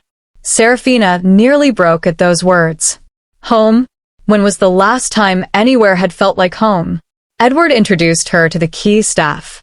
Stevens the butler, dignified and courteous, and who would serve as her lady's maid, young and friendly, Mrs. Patterson the cook, round and smiling. They all greeted her with respect and genuine warmth. No one looked at her as though she were mad. No one avoided her eyes. Mrs. Hartley led her upstairs to her suite of rooms, and Seraphina stopped in the doorway, overwhelmed. It was beautiful, nothing like her prison at Ravenshaw. Large windows let in floods of natural light. A sitting room contained comfortable chairs, a writing desk, and her breath caught shelves of books. The bedroom beyond held a large four-poster bed with soft linens in blue and cream. Fresh flowers adorned every surface, filling the air with their scent. Seraphina stood in the center of the sitting room, slowly turning, trying to take it all in. "This is too much," she whispered. "I do not deserve." "You deserve this and more," Edward said gently, appearing in the doorway. "Please, Seraphina, try to accept it," and helped her prepare for dinner, drawing a warm bath scented with rose oil. Seraphina sank into the water and wept, not from sadness, but from the simple, overwhelming luxury of being warm, of being clean, of being cared for. "Take your time, my lady," and said kindly, discreetly, leaving her to compose herself. "Everything is different now." The gown Edward had commissioned was soft green silk that brought out her eyes. When Seraphina looked in the mirror, she barely recognized herself. Color in her cheeks, light in her eyes, a woman, not a ghost. Dinner was served in the family dining room, intimate, just Edward, Margaret, and herself. The conversation was easy, comfortable, but inevitably turned to the engagement ball planned for 2 weeks hence. "I cannot face all of society," Seraphina said, panic rising in her voice. "They will know, they will judge, they will see what I see," Edward interrupted firmly. a woman of extraordinary grace and courage, and I will be beside you the entire evening," Margaret added. "We both will. You will not face them alone." Edward explained his plan. He would make it abundantly clear that anyone who insulted Seraphina insulted him. His social and political power was considerable. Few would risk his displeasure. "Some will be cruel regardless," he admitted. "Society has those who thrive on others' misery, but many will be genuinely welcoming, especially once they see you are not the mad woman Lady Agatha described." The following week passed in a gentle routine that helped Seraphina adjust to her new life. Mornings she explored Ashford House. The library became her sanctuary. 3 floors of books on every subject imaginable. She found a worn volume of Wordsworth and settled into a deep armchair by the window, reading for hours. Edward found her there one morning without speaking.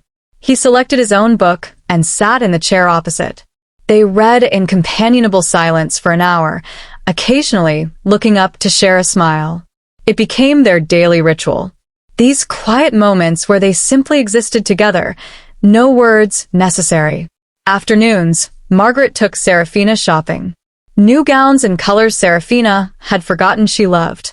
Rose pink, sky blue, deep burgundy slippers embroidered with tiny flowers, bonnets and gloves and shawls, things Seraphina had never had at Ravenshaw, where Lady Agatha had kept her wardrobe to grey and brown.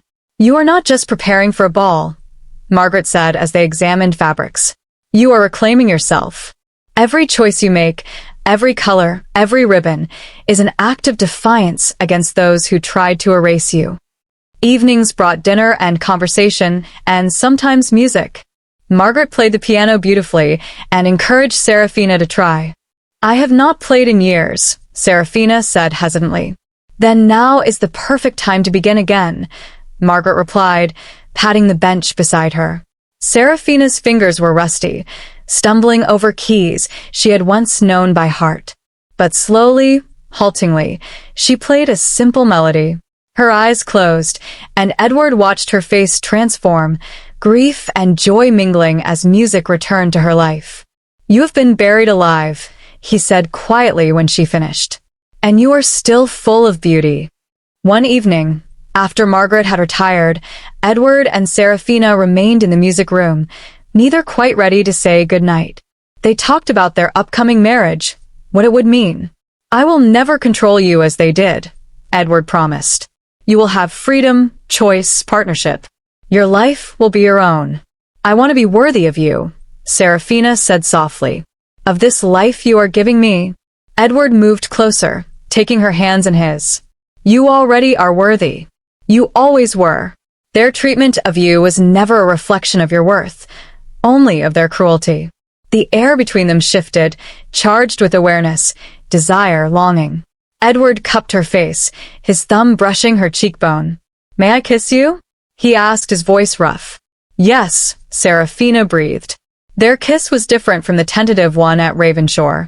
This was deeper, more passionate, full of promise and barely restrained desire. Seraphina's hands came up to grip his shoulders, anchoring herself as the world tilted. When they finally parted, both were breathing hard, shaken by the intensity. "I should," Edward cleared his throat. "I should bid you good night." "Good night, Edward," Seraphina whispered, touching her lips with wonder, but neither moved immediately, reluctant to end the moment, to break the spell. The night before the engagement ball, Seraphina could not sleep. She stood at her window in her nightgown, looking out over London's twinkling lights, so different from the darkness of Ravenshaw, from the isolation of her tower room. The city sprawled before her, alive and glittering with possibility. A soft knock. "Seraphina, may I come in?" Margaret entered in her dressing gown, carrying 2 cups of warm milk with honey. "I thought you might be awake," she said, smiling. They settled by the window, wrapped in blankets against the winter chill. "I am terrified," Seraphina admitted. "Tomorrow I will face them all, and they will see me as the mad Ravenshaw girl." Margaret took her hand. "Some will." I will not lie to you about that. "But Seraphina, others will see the truth, and my brother will ensure that truth is louder than any gossip." She paused, then added, Do you know what Edward said to me last week? Seraphina shook her head. He said, Margaret, I have not felt this alive since before Catherine died. Seraphina has given me back the part of myself I thought lost forever. Margaret squeezed her hand. You are not just being rescued, Seraphina. You are rescuing him, too. Seraphina's tears fell, but they were not tears of sadness. They were tears of overwhelming gratitude, of hope, of love too large to contain. I never thought I could have this, she whispered. Love, home, hope. You always deserved it, Margaret said firmly. And tomorrow you will show everyone exactly who Lady Seraphina Ravenshaw truly is.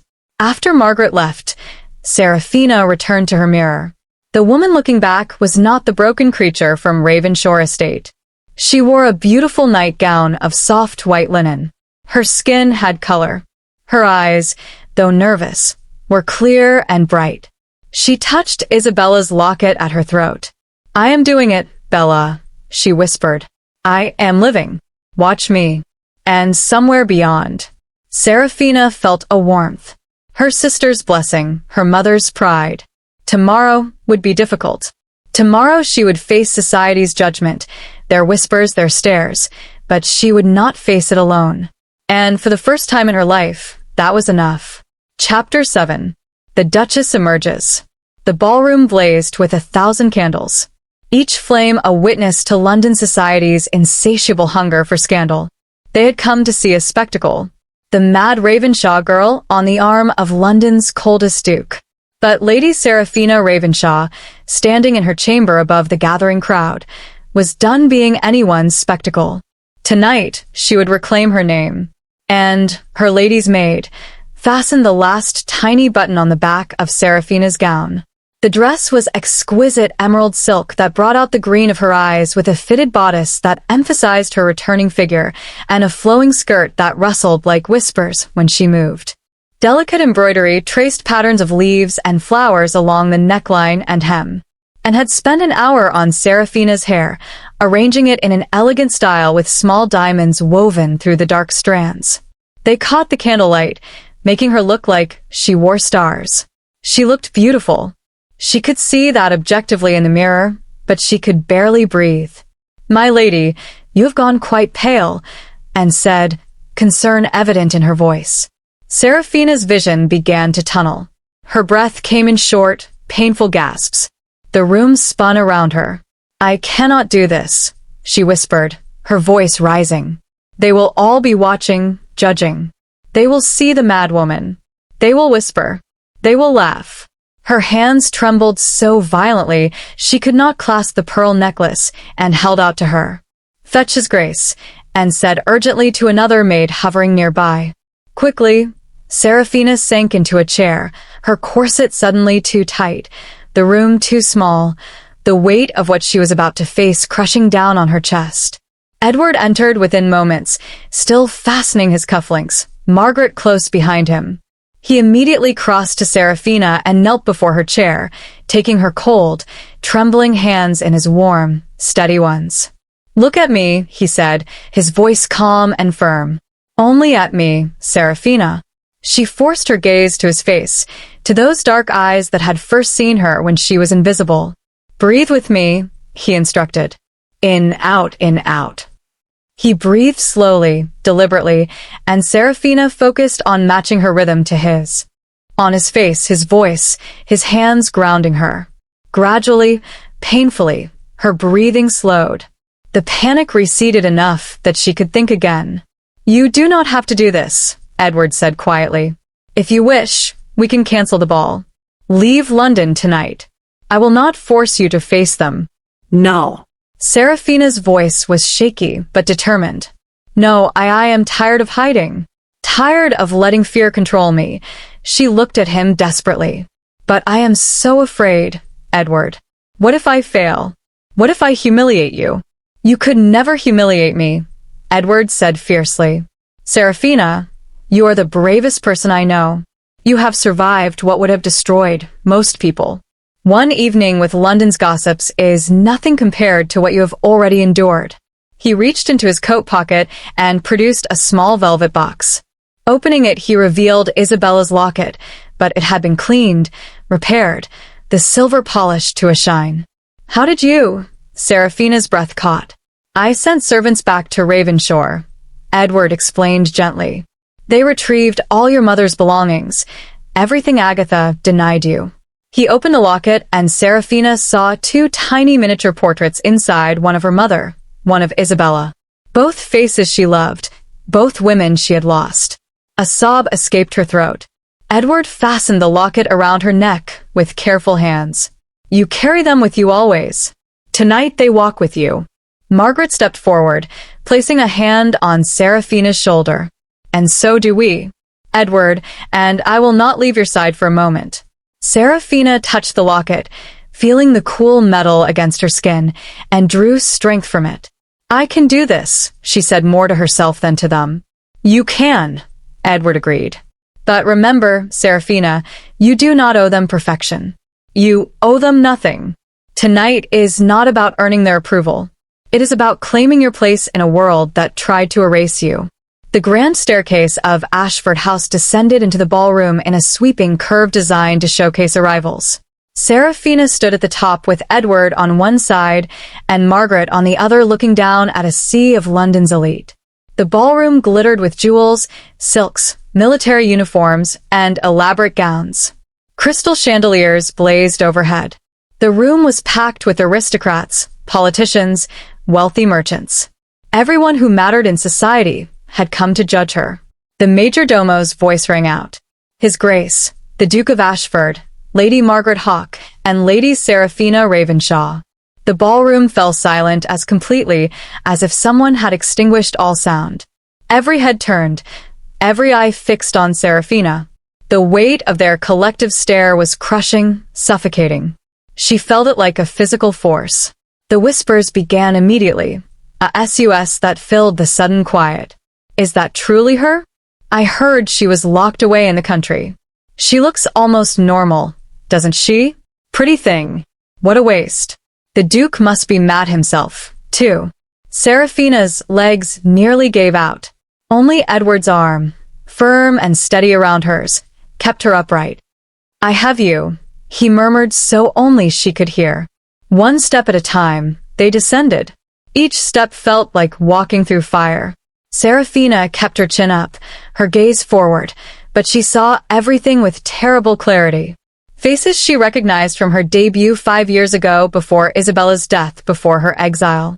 Some looked sympathetic, others curious, others openly judgmental, their expressions making clear what they thought of the mad Ravenshaw girl. Near the back of the room, Lady Agatha stood with rigid posture, fury burning in her eyes. Edward had insisted she be invited better to face the enemy openly than wonder where she lurked. They reached the ballroom floor. The whispers grew louder, speculation swirling. Edward led Seraphina to the center of the room, Margaret close behind them. Then he raised his hand.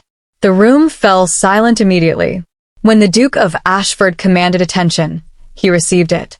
Edward's voice carried to every corner of the ballroom, clear and strong.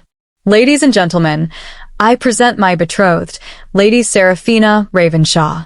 Seraphina's heart pounded so hard she thought it might burst from her chest.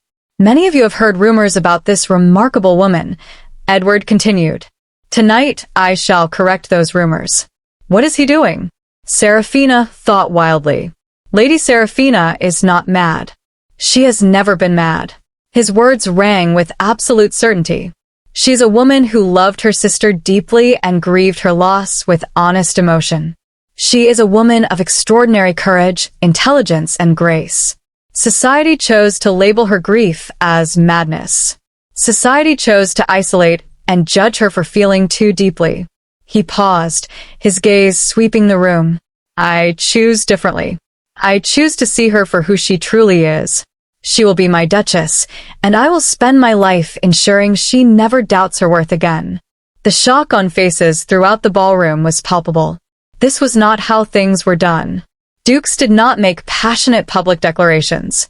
They did not challenge society's judgments. But Edward Hawke had never been like other dukes. He turned to Seraphina, his voice softer, but still audible throughout the silent room. "Will you dance with me, Seraphina? Show them who you truly are." The crowd's reaction rippled through the room. Shock, murmurs, whispers of disapproval from some corners, but also admiration, respect for Edward's defiance, curiosity about the woman who had captured the cold Duke's heart. Some faces showed open support. Edward's political allies recognizing his courage. Margaret's friends smiling in courage. At Edward's nod, the orchestra began to play a waltz. Edward led Seraphina onto the dance floor, and she felt every eye follow them. Her body was stiff with terror. One wrong step, one stumble, and they would all laugh. They would say she truly was mad, that Edward had made a terrible mistake. "Look only at me," Edward said quietly. "Forget them. It is only us."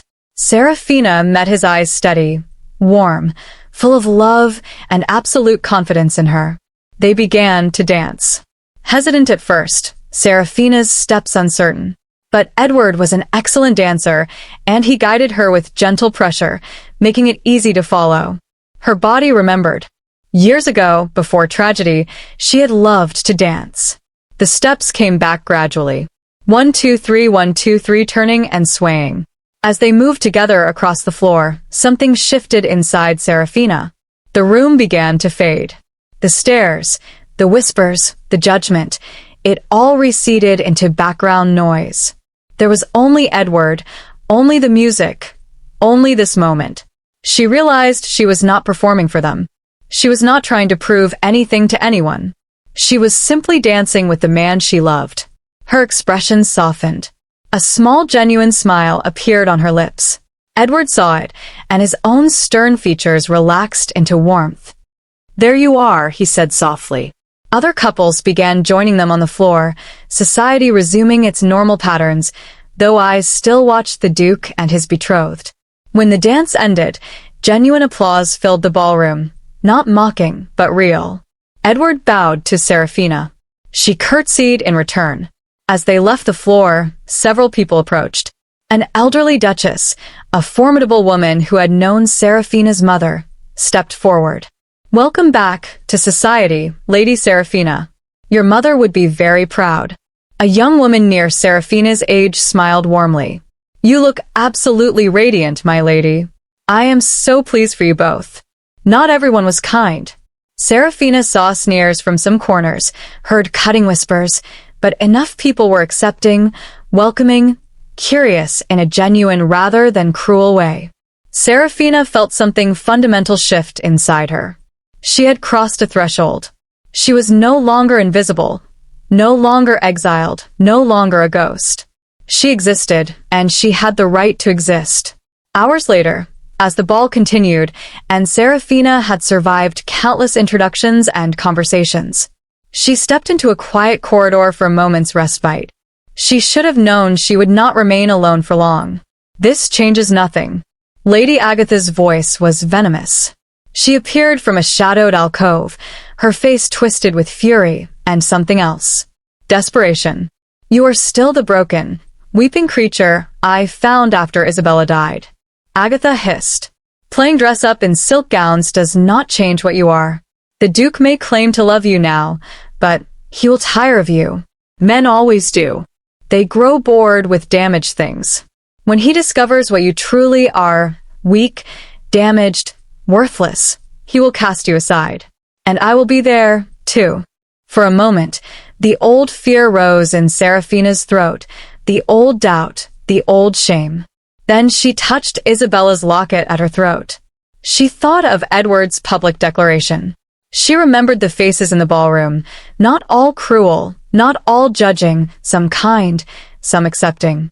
She looked at Lady Agatha, and for the first time, she truly saw her.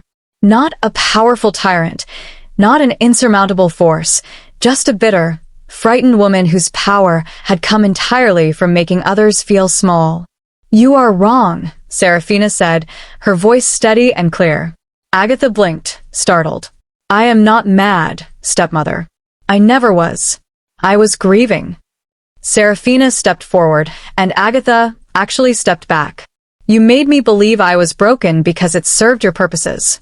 You kept me drugged and isolated because you wanted to control my inheritance. But I am not broken. I am healing." Her voice grew stronger. "And I am done. Absolutely done allowing you to define me." Agatha's face flushed with rage. How dare you speak to me? "You have no power over me anymore."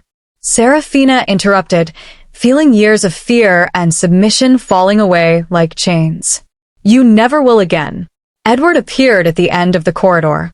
He had been watching, staying close in case Seraphina needed him, but giving her the space to fight this battle herself. He crossed to them now, his presence imposing, his expression glacial. "Lady Ravenshaw," he said, his voice cold enough to freeze blood. "You are no longer welcome here. Leave now." Agatha looked between them, Seraphina, standing tall and unafraid. Edward beside her, united and unshakable. She had lost completely and utterly without another word, her defeat absolute. Lady Agatha turned and left. Edward took Seraphina's hand. "Are you all right?"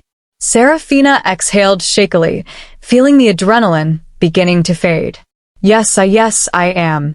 "You are magnificent," he said softly, pride evident in his voice. Seraphina looked up at him, wonder in her eyes. "I am still afraid of many things, but I am also free." They returned to the ballroom where Margaret was surrounded by a group of young women laughing at something one of them had said.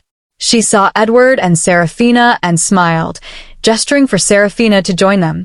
For the rest of the evening, Seraphina talked, laughed, and existed in society.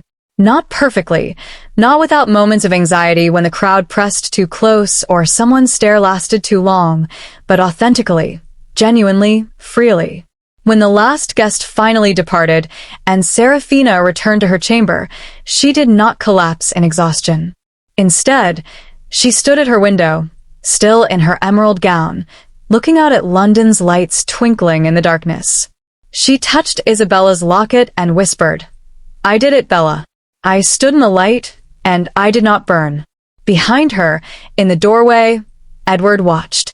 This woman would never be exiled again, never be silenced, diminished, or erased. Not while he drew breath. Not ever. Chapter 8.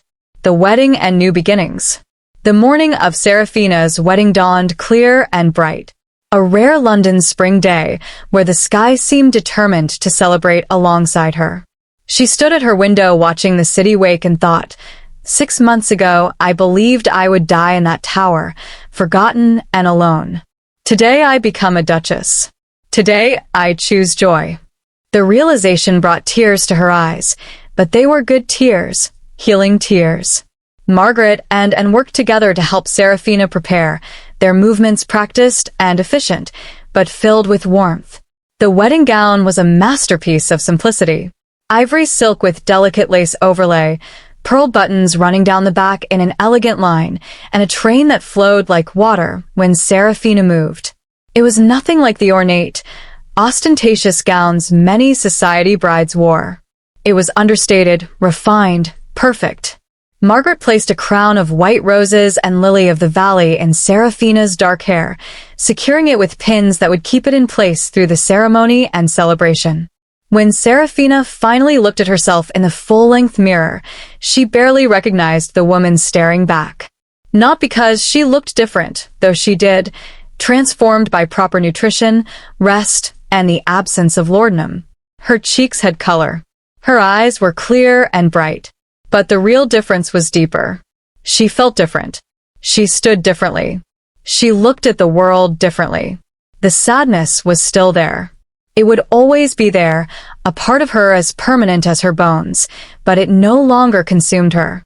"I wish Mother and Isabella could be here," she whispered, touching the locket at her throat. Margaret stepped behind her, meeting her eyes in the mirror. "They are here, Seraphina. They see you, and they are so proud of the woman you have become." A knock at the door interrupted the moment. A footman entered with a letter on a silver tray. "From Lord Ravenshaw, my lady. Just delivered." Seraphina's hands trembled slightly as she opened it. Lady Agatha had not been invited. Edward had made that abundantly clear, but her father had received an invitation, though she had not known if he would come. The letter was stilted, awkward, but genuine. My dear Seraphina, I do not deserve your forgiveness. I know this. I failed you as a father in every way that matters. I allowed my wife to imprison you, to drug you, to steal years of your life. I was weak, and my weakness cost you dearly. I hope that someday perhaps you might find it in your heart to forgive me. Not because I have earned it, but because you deserve to be free of the burden of my failures. I have enclosed your mother's sapphire necklace. She wore it on our wedding day. I thought you might wish to have it today. Be happy, my daughter. You deserve every happiness. Your father. Inside the letter was a small velvet pouch.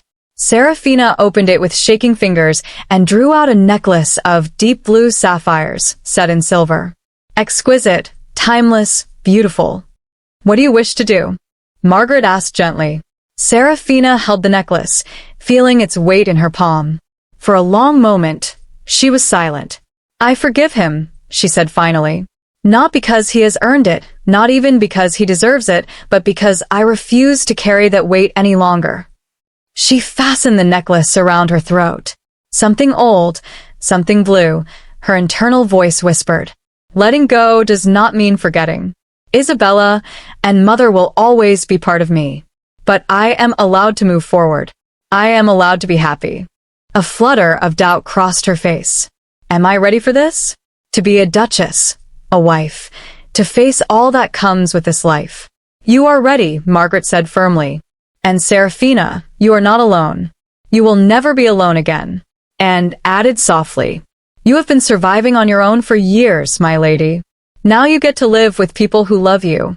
Seraphina straightened her shoulders, lifted her chin, and met her own gaze in the mirror with new determination. Then let us begin.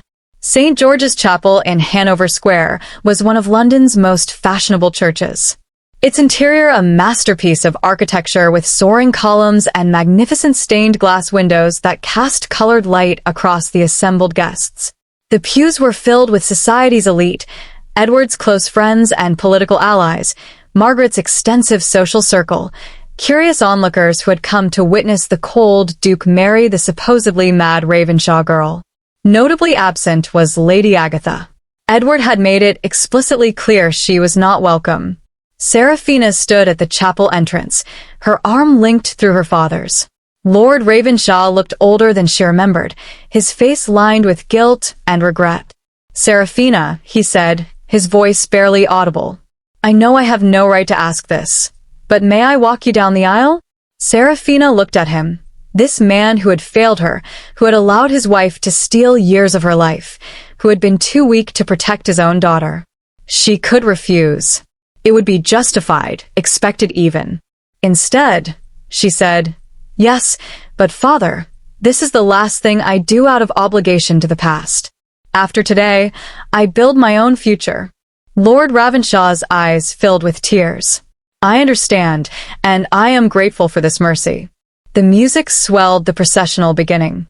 They walked down the aisle together, and Seraphina felt every eye upon her, but she kept her gaze forward, focused on the altar, on Edward. He stood waiting for her, dressed in formal wedding attire, dark coat, perfectly tied cravat, every inch the Duke. But his eyes held nothing of the cold, remote man he had been 6 months ago. He looked odded, grateful, deeply, completely in love. Seraphina's heart swelled. This is real. This is happening. I am choosing this. When they reached the altar, Lord Ravenshaw placed Seraphina's hand in Edward's with a whispered, "Be happy, daughter." Then he stepped back, and it was only Seraphina and Edward standing before God and society, making promises that would bind them together. The vicar began the traditional ceremony, his voice resonating through the chapel. Ancient words, timeless promises. But when they reached the vows, Edward had requested permission to add words of his own.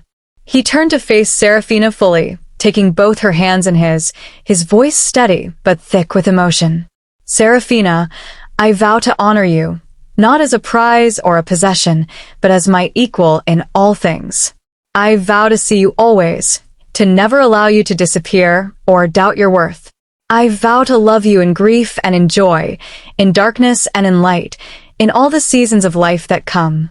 I vow to be the partner you deserve, the friend you can trust, and the man who fights for your happiness as fiercely as he fights for his own. Seraphina's own vows, which she had labored over for days, came from her heart. Edward, I vow to trust you with my heart, though it has been broken and mended and learned to beat again. I vow to stand beside you, no longer in hiding, but in true partnership. I vow to love you with all that I am, all that I was, and all that I will become. I vow to remind you, as you remind me, that we are more than our losses, more than our grief. We are the life we choose to build together, one day at a time. The exchange of rings followed simple gold bands that would mark them as husband and wife. Edward's hands trembled slightly as he slid the ring onto Seraphina's finger, and she felt her own hands shake as she did the same for him. I now pronounce you husband and wife, the vicar declared. You may kiss your bride. Edward cooped Seraphina's face in his hands and kissed her tender and passionate, gentle and fierce all at once, a seal on their commitment, a promise of all the days to come. The chapel erupted in applause, genuine, joyful celebration. As they turned to face the congregation, Seraphina saw Margaret crying happy tears. She saw friends from the engagement ball smiling with genuine warmth. She even saw some of those who had been skeptical looking moved by the obvious love between the Duke and his new Duchess. They walked back down the aisle together. No longer Lady Seraphina Ravenshaw and the Duke of Ashford, but Edward and Seraphina Hawke, husband and wife, partners, equals, Her Grace, the Duchess of Ashford. Not just a title, a promise, a future, a choice. The wedding breakfast at Ashford House was elegant but warm, filled with laughter and genuine celebration rather than the stiff formality that often marked aristocratic gatherings. Toasts were made throughout the meal. Margaret stood raising her glass with tears still gleaming in her eyes. To Seraphina, who taught my brother how to love again, how to live again. And to Edward, who taught Seraphina that she was worth loving, though she always was. One of Edward's closest friends, a Marquess who had known him since childhood, added, to the Duke who defied society for love, and to the lady who proved society spectacularly wrong about everything. Laughter and applause followed each toast. When the dancing began, Edward led Seraphina to the floor for their first dance as husband and wife. There was no fear now, only joy.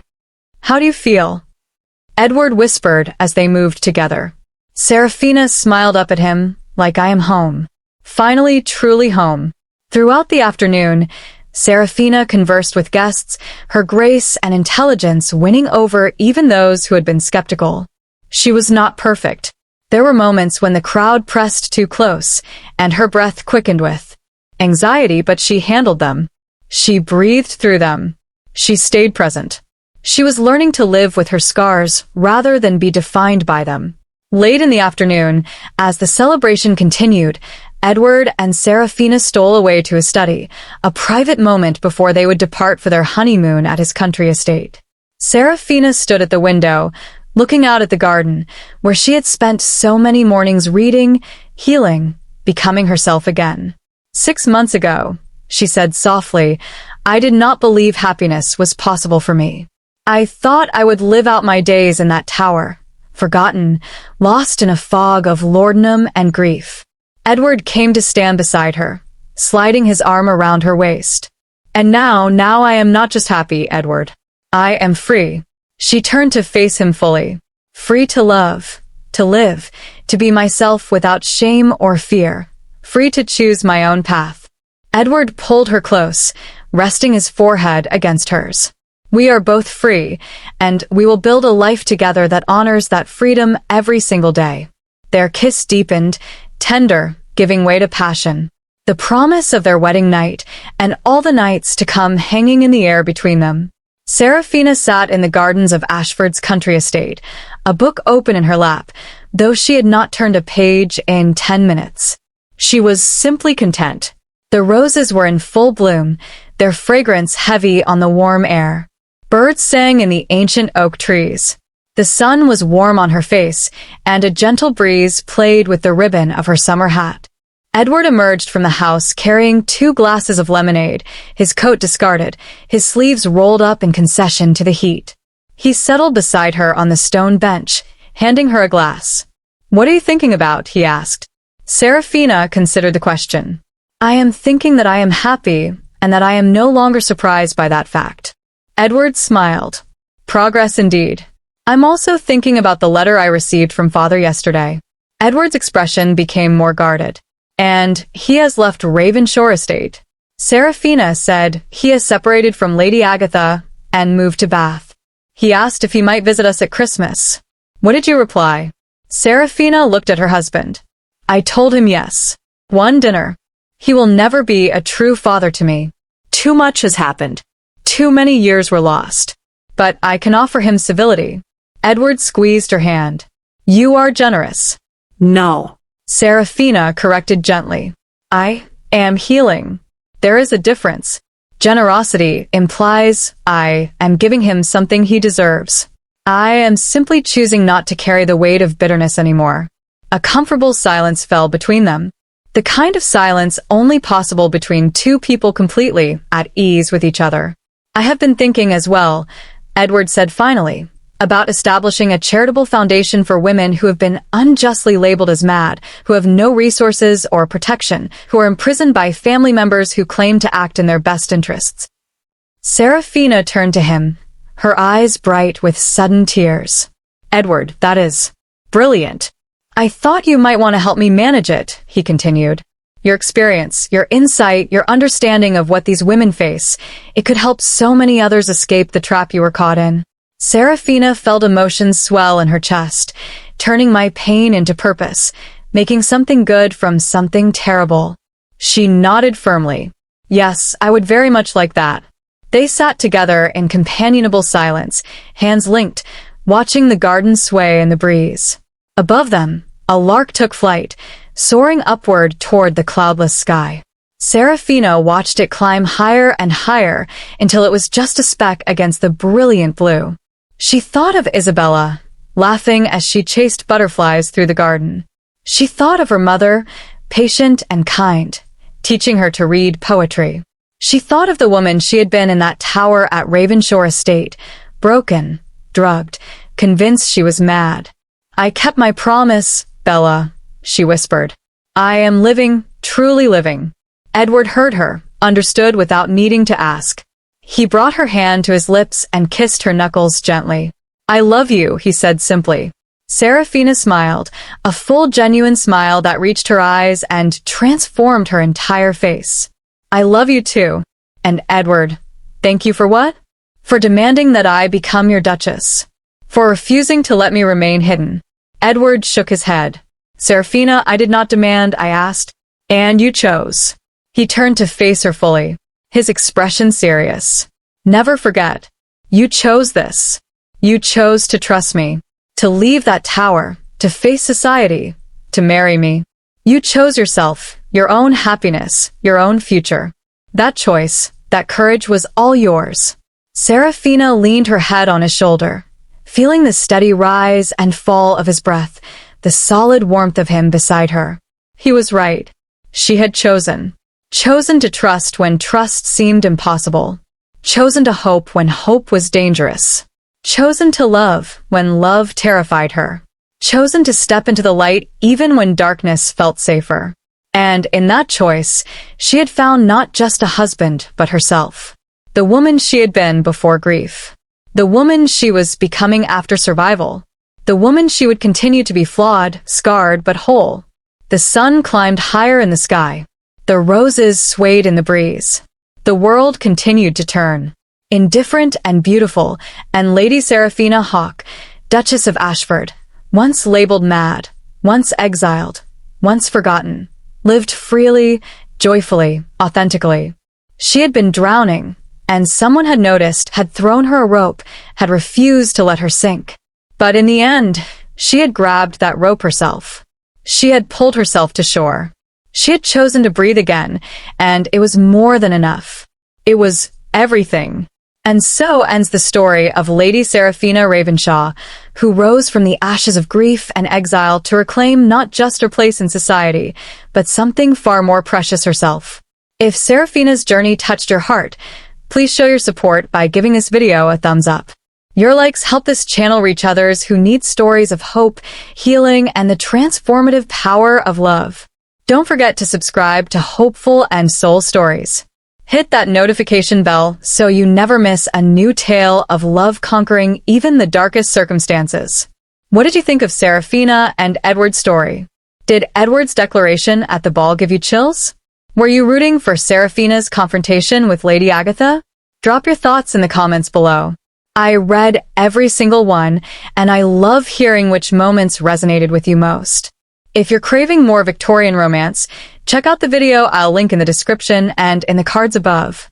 You might enjoy the story of a governess who captures a brooding earl's heart, or perhaps the tale of a blue stocking who matches what's with London's most notorious rake. Remember, like Seraphina, you are not defined by your darkest moments. You are defined by your courage to step into the light. Until our next story, dear listeners, may you find your own happily ever after. This is Lyra reminding you that love, real, patient, transformative love, is always worth fighting for.